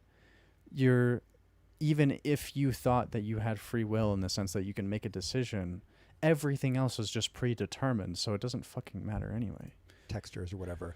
These are all highly filtered, highly processed impressions that have to do with, photon energies and, the average kinetic, resonance of molecules that gets interpreted as warm or cold or whatever. But warm and cold and colors don't actually exist. They're just the ways a mammal somewhere creates this impression. The quality of the experience doesn't really exist, is what he's saying, for sure. Of the world. And that happens to be true of all these sensations and even the brain. So we usually think that ends here and this is the real thing. No, science says this isn't even the real thing. True. Like all of this is impressions in a mind somewhere, and we don't know where that mind is.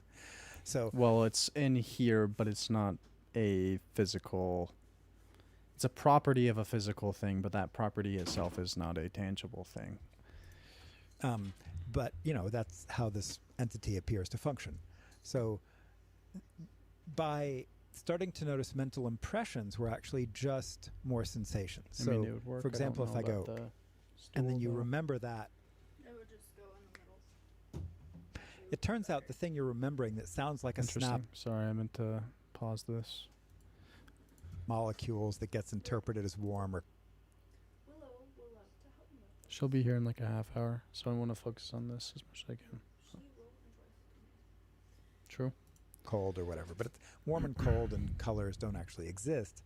They're just happens to be true of all these sensations and even the brain.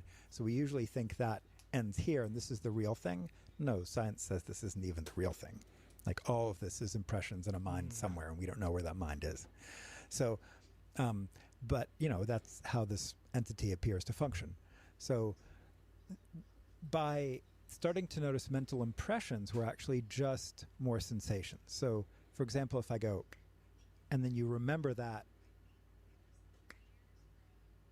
it turns out the thing you're remembering that sounds like a snap but is actually vastly more sort of silent and transparent, and your memory of the snap, and you try to play it back in your head, doesn't sound like the snap exactly. It's different, right? And it turns out the first incidents you heard of that snap happened right after it. So there was snap, and then there's this mental impression that was much like it. And we kind of miss the first one, except we think it is the knowledge of it. Right? We think that it was the knowing that the Yeah, I think, okay. I thought about this a lot too. Like, your brain is really good at recreating information, but it's not real information. It's like if you watch a movie and you like dream about the movie. You're not watching the movie again. You're just creating the sensations in your mind that were associated with the experience, but it's not the experience itself. The thing that happened after the snap that we play back. It's tricking you to think it's way more accurate than it really is. Yeah, that's the bigger point at hand. Absolutely. It's for practical reasons for survival, though, is exactly the point, is because if your brain can have confidence, if that ego can really use itself in the sense that, like, yeah, what I have as information in here is good enough to reflect what's out there, therefore I can act on this information, then you'll have a much higher likelihood of being able to survive. If you aren't able to be convinced of that, then you're just what I would call, very jokingly, but in a sense it's not, schizophrenic, right? Is actually the mental knowledge of that thing. This is the observer, the knower, and so it turns out that when you get your attention more clear and refined and precise, you start to notice, wait a second, the mental impression of a snap is not the same. It even occurs in a different place usually. It sounds different. It's much more quiet. You know, it has a sense of sound to it, but it's like imagined sound rather than sound. So it's not quite the same. And we take the echo to be the knowledge, the consciousness, the awakeness, the presence, the subject that is observing. Except that if you just learn to pay attention better, you notice that's not true. And so it was actually just by increasing by the mental resolution by very straightforward techniques to be able to perceive this fine-grained aspect of what was happening in experience, it became very clear that in fact you've just got sensations that occur, and some of them appear to be an observer but actually aren't, and some of them appear to be a sense of past, but actually the thoughts of past occur now. And if we totally buy their content of past, we think there is a true past, rather than just noticing that was the thought that occurred now as an experience. And same with future. So when thoughts of future occur now. Yeah, that's actually super interesting. Your temporal judgment feels like it adjusts depending on whether you're thinking about something of the past or something present. What you're not realizing is that you're in the present. Like, at least your brain is good at tricking you into thinking that when you're thinking about something in the past, it's almost as if you're living the past in that moment.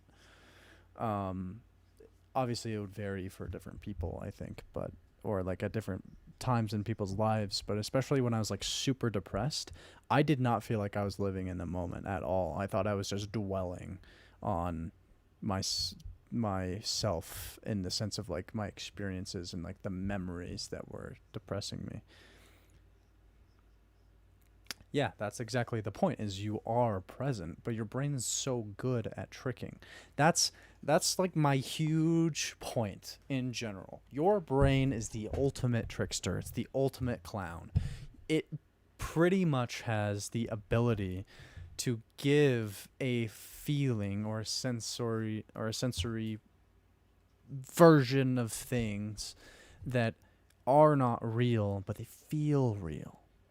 Or they feel real enough, or at least it tricks you so that you don't even question it. But then once you do stuff like this guy's saying, is like you do the snap, and then you think about that snap, it's not real. But your brain, living day to day, if you're not analyzing it that way, you know that it's a thought, but you're not being present. There's a secondary layer removed from reality that I think a lot of us don't inhabit. I think that's something. There was this other video that I watched called like, should this be enough to find it? I don't think so. It was like layers of thought or something like that. It's like different perspectives. Essentially, the video was about the idea that we can have different layers of understanding. Actually, I know exactly where to find it. It was in a DM in Discord. Essentially, we have different understandings of perspectives of like, here's me, and then there's you, and then there's my perspective of you, and your perspective of me, and our collective experience consciously. Let me go find it. Should be here somewhere. Oh, it's gonna be in my messages and on my phone. I thought it was in Discord, but it's not. Shit. Hold on.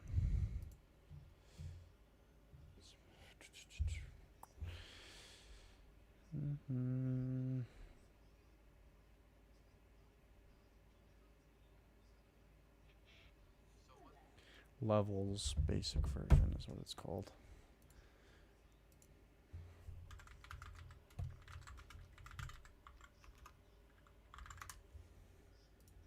Okay. So this shit is what I was talking about. So this guy makes a video about, he's talking about below. Limited time.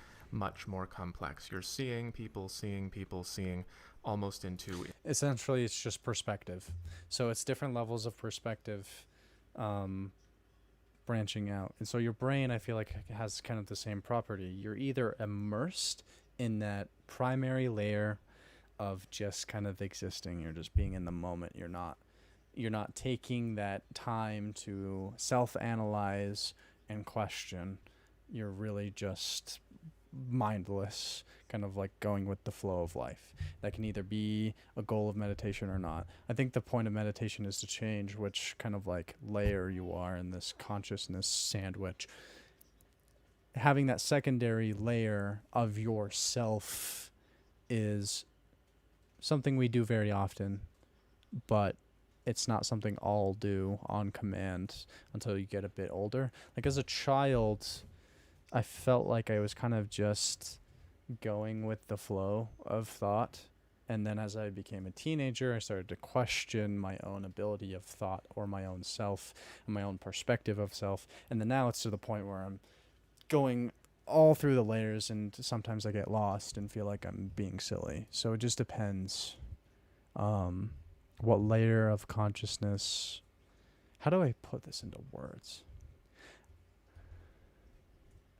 As a child, I felt then. Yeah, I felt then. As a child. I am not a child. I am 22, sir. I've been an adult for almost 5 years now. And this whole, like, age thing is also stupid. Age is a number. I think different people have different perspectives. I started maturing like an adult when I was, like, 15. Because I started to go through depression. I started to think about super heavy things. I started to become whatever's. Not what you meant. This feeling of my childhood is a current feeling. No, I don't feel that way anymore. That way feels lost to me in a way that feels nostalgic, and I hope that I could go back to it. A lot of people feel nostalgic for their childhood for how happy they were. I feel nostalgic for my childhood for how naive I was, and how that created a sense of security in the sense that I had hope. I don't get it. The context of all sensations being current sensations. Yeah, but that's something everybody does, I think, depending on the moment. If you're just taking a piss in the morning and you just woke up, you're probably not being super self-aware. You're probably just having the sensations you're just doing, and you might start thinking about what you're going to eat or whatever. So it depends.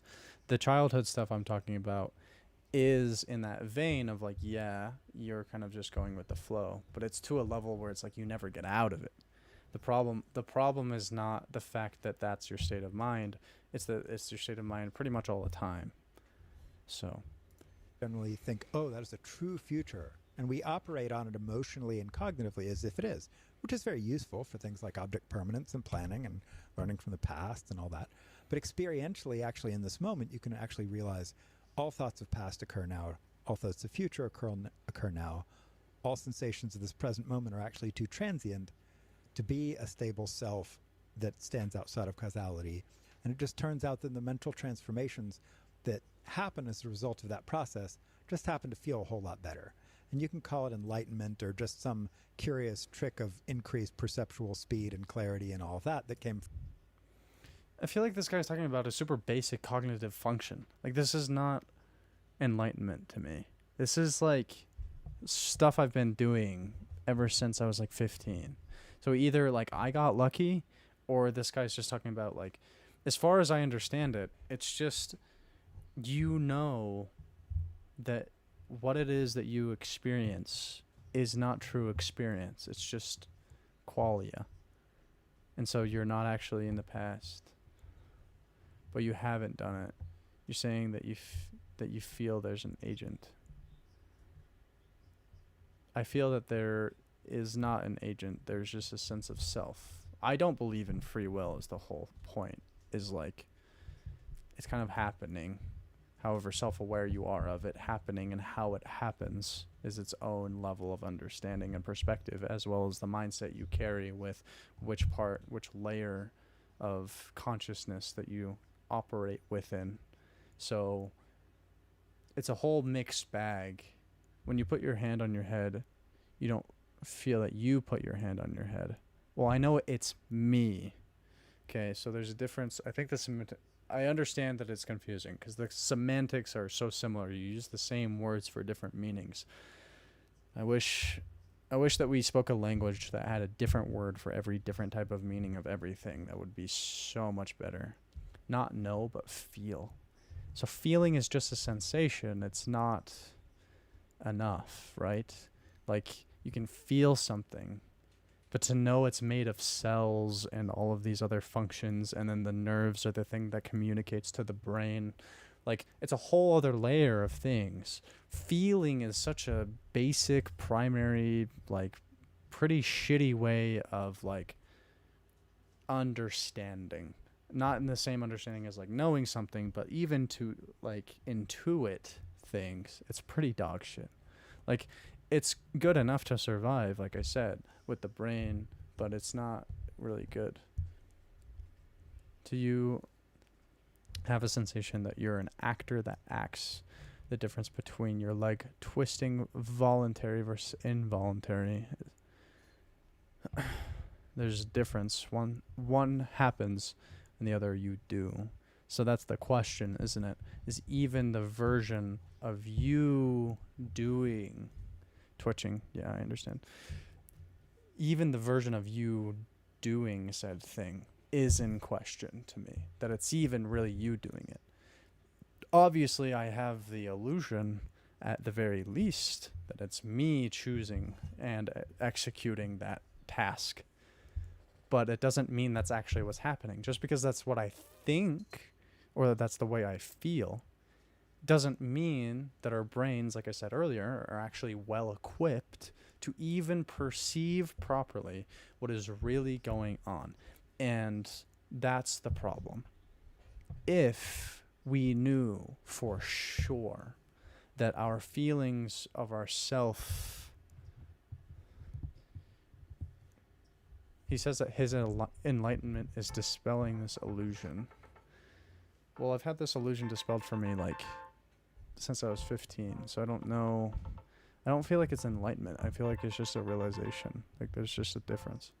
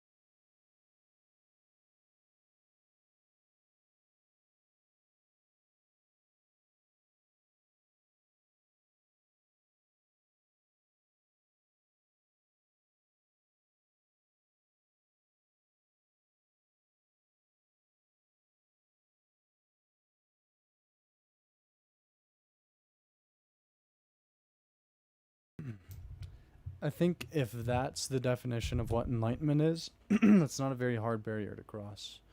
Not to say that it's like a common barrier that people cross or not. That's a whole different discussion. But I feel like to even think that that illusion is even possible is one of the very common, at least modern, conversations of philosophy. And it has a lot to do with free will. That's why I keep bringing it up.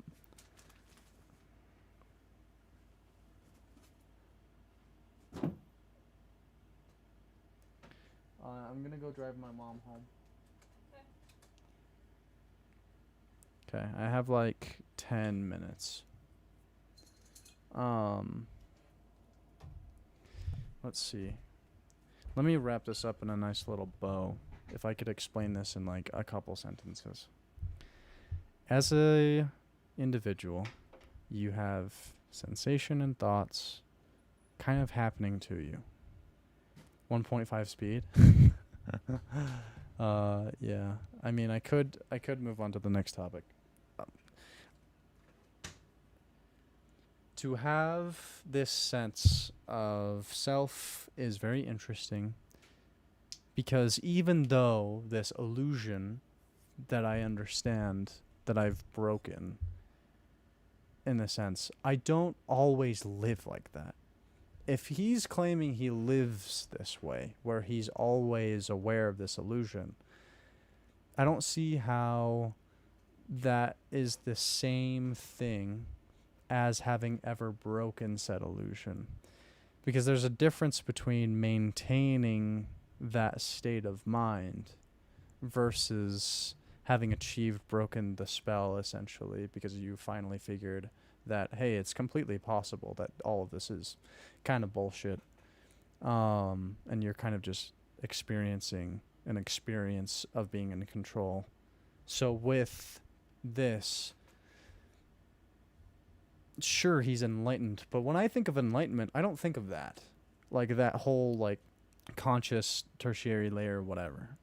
If that's his definition of enlightenment, sure, he's enlightened. But I guess when you brought it up earlier that like, oh, this guy was enlightened, what I think is he is able to control his level of consciousness, which layer of consciousness he's existing in permanently, to the point where he doesn't even have to think about it. He's always in one. Which, if you explain it this way, sure, it's true, because once you break the illusion, you can't go back anyway, so he doesn't even have to do any effort. It's just a matter of whether you know something or you don't.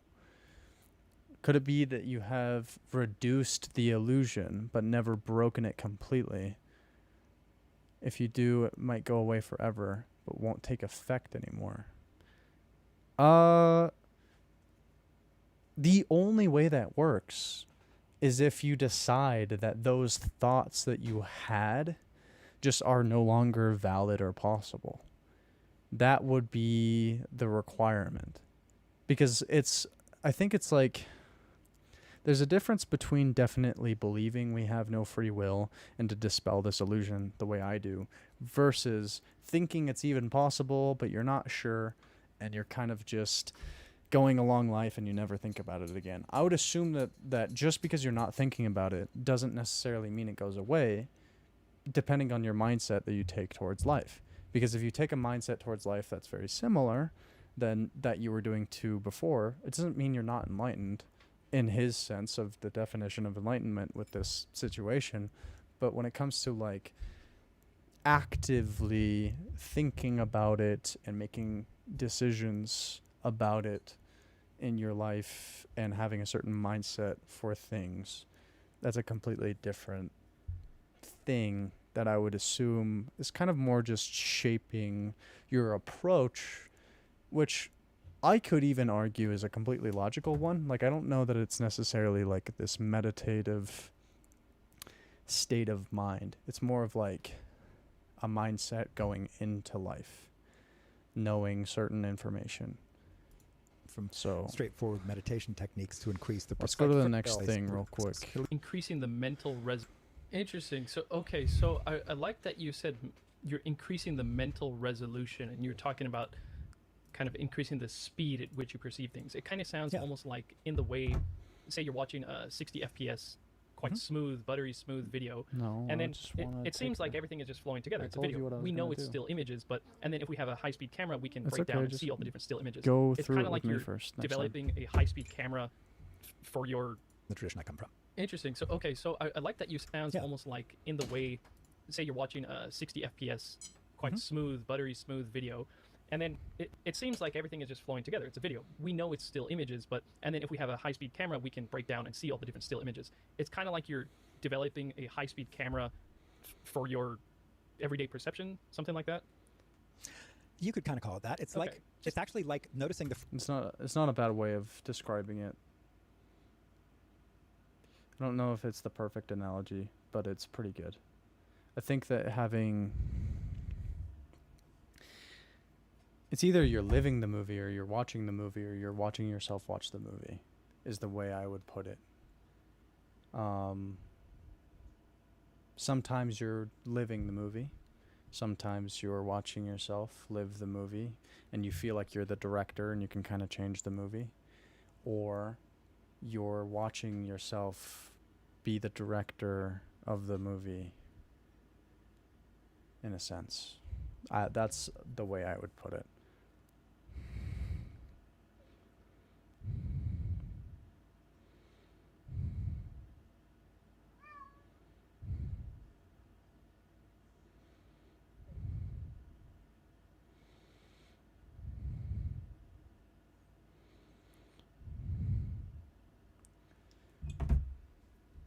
Frame rate of the camera itself. So it's actually, you're not changing the frame rate.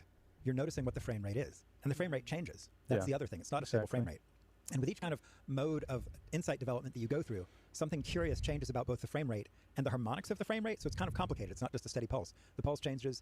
There are multiple pulses. It's three-dimensional. So it is kind of complicated. It's not like this is the easiest thing to do. It's not like Yeah, true. So like when you're existing in life and you're having certain things happen to you, you're not always in the same mood. You're not always in the same level of like awareness. You're not in the same circumstances that might affect any number of things. Like it's not a steady thing by any means. Absolutely. a two-dimensional thing with a regular frame rate. That would be relatively easy by comparison. Sure. This is three-dimensional, intricate, involves Interesting. whatever sensations do arise. What did I do?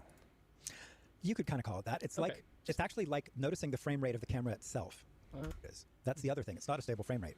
And with each kind of mode of insight development that you go through, something curious changes about both the frame rate and the harmonics of the frame rate. So it's kind of complicated. It's not just a steady pulse. The pulse changes. There are multiple pulses. It's three-dimensional. So it is I think, like, thinking more about your question, though, like, I get what you're trying to say, and you're not necessarily wrong.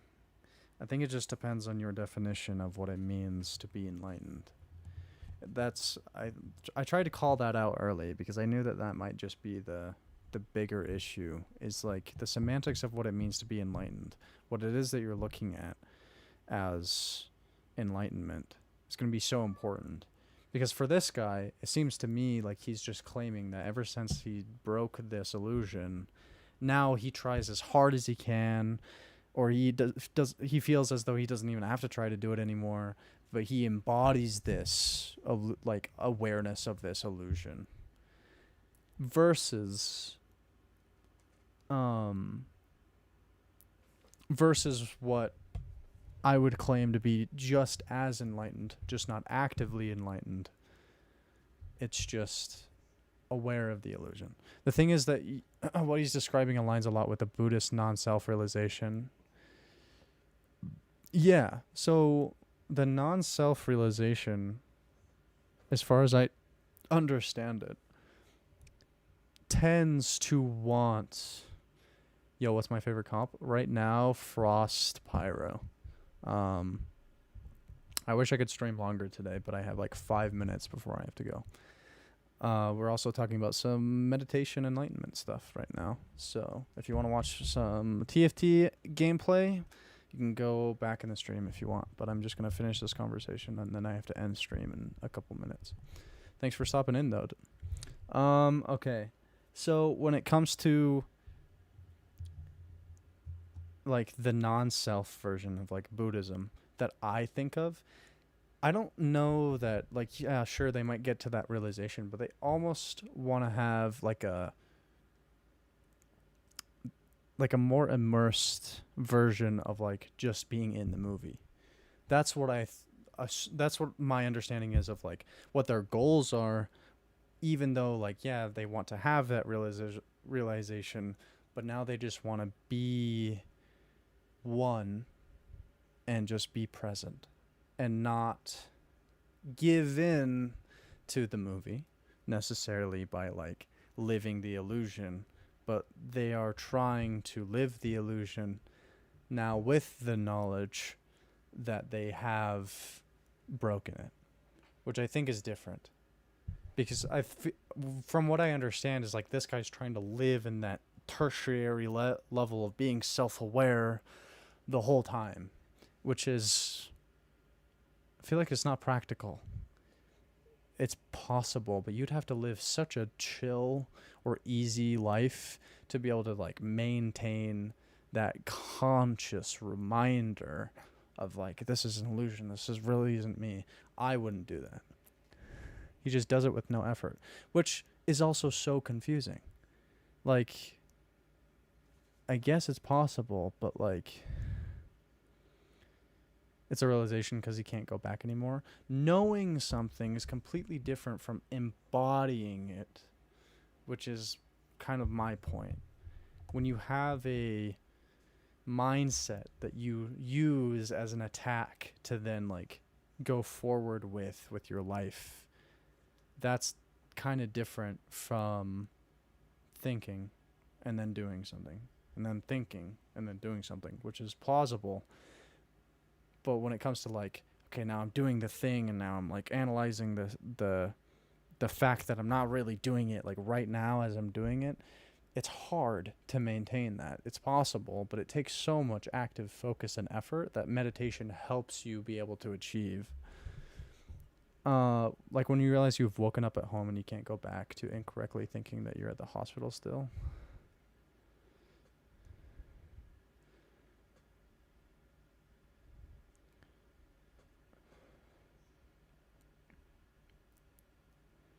I think the reason why I'm so confused here is like, it has been a very long time for me since I have experienced what it's like to really be tricked. And I think that's probably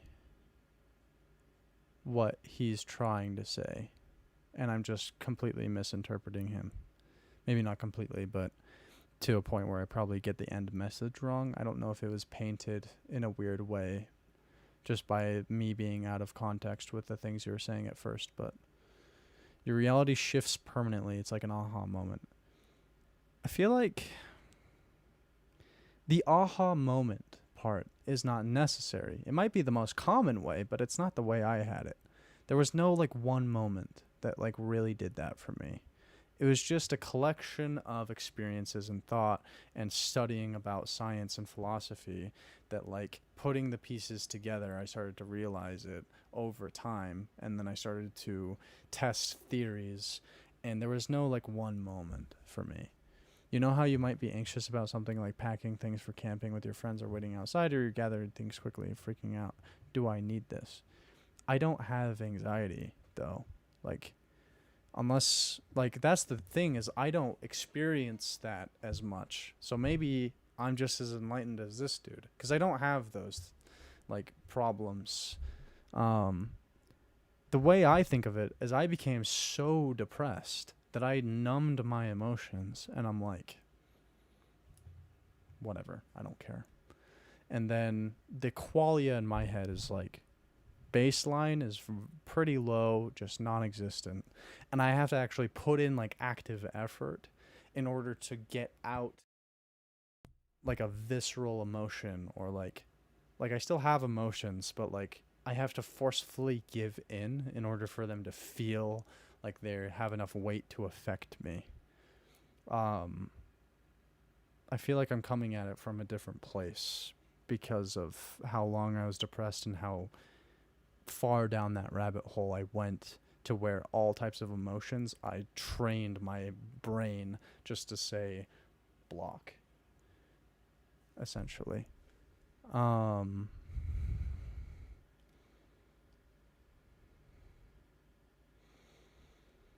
Yeah, I get what you're trying to paint the picture for me with.